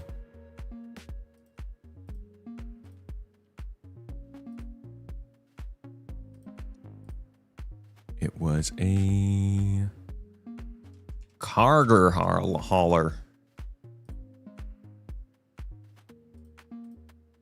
And yeah, let's take this off unannounced. Okay. The Aurora Mark II, we didn't really get a chance to put it on here, so we're just gonna add it at the bottom. And we're gonna say absolute confidence, already released, new model.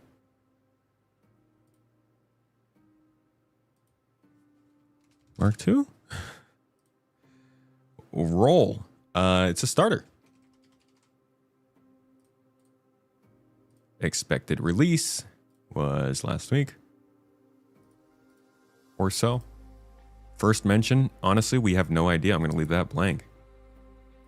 And last update was this monthly report. Not many notes on it, but it is there and it has been released. Why is it popping all the way up here? I thought we were organizing by dev phase. Get it together, Notion. Okay. The Aurora Mark II is released, and now they're talking about something else, some other unannounced ship. Oh my god. I have no idea where to put this. It's continuing through the gray box phase. Okay. In that case, we do have something here in the gray box phase. I am going to assume it's this. This is the North American team, right? So actually that fits. Progressed through white box last month. Variants got blocked out to ensure there are no surprises when they go into development at a later date.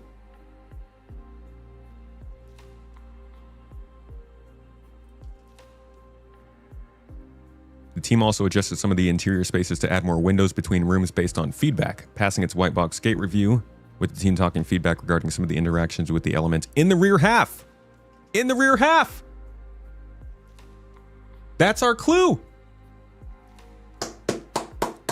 I freaking love when the clues actually line up like that. That is awesome. So we're just now reading in this monthly report that they made minor adjustments to the flow to aid traversal in the rear half of the ship. This is the only ship I've ever heard them refer to something as having a rear half. So it makes sense then that not only is this a ship with a dedicated rear half, but that rear half is probably going to mean it has variants.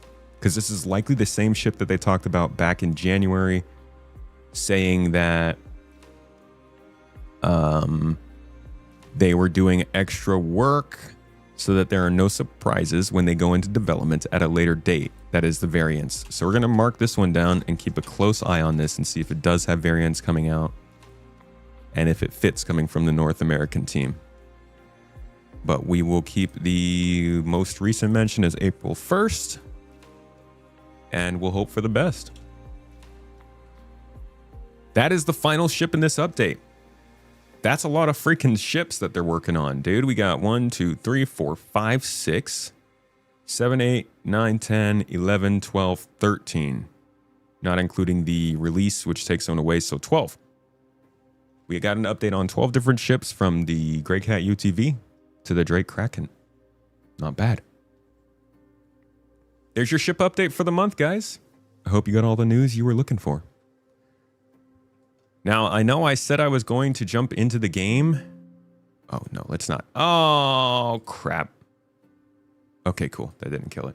I know I said I was going to jump into the game, but I think I'm going to wrap up for the day. I got to get to some work. We got the podcast coming up soon. Like I said, in 2 hours, I'll be having a chat with Grolo. If anybody wants to come and join us to see the... If anybody wants to come and join us to watch that episode and see what kind of stuff's going on with the systems in Star Citizen and where things are going, that's going to be open to any supporters. It'll be live on Space Tomato 2 on Monday if you're interested.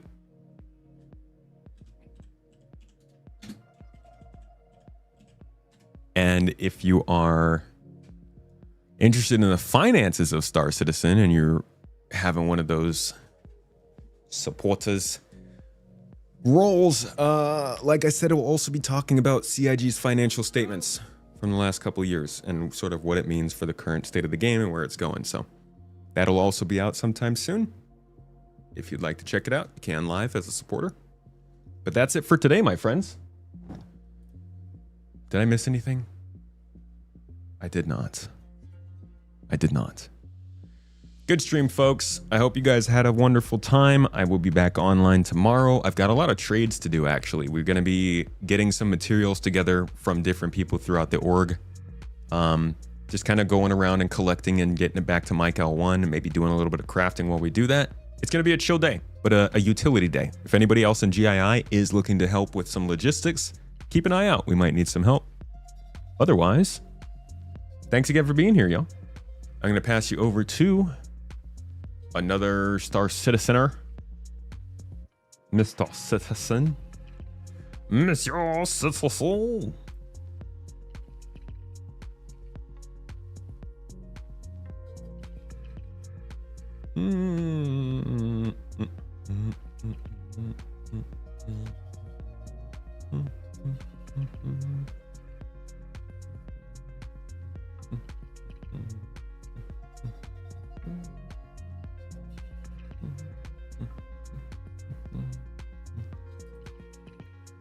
If you're available to help, you'll see me there.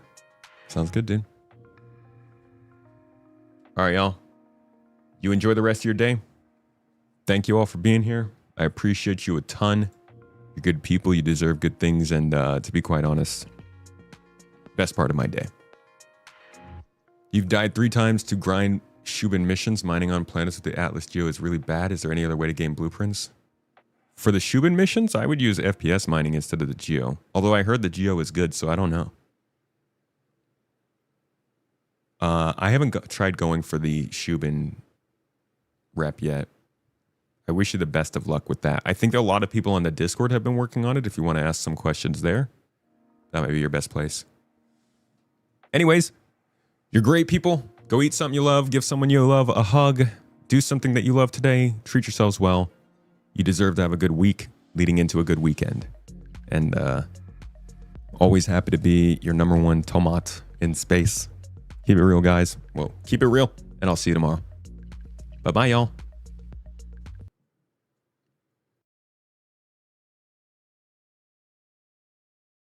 Oh my God. Why is the music not on there? Sorry, let's try that again.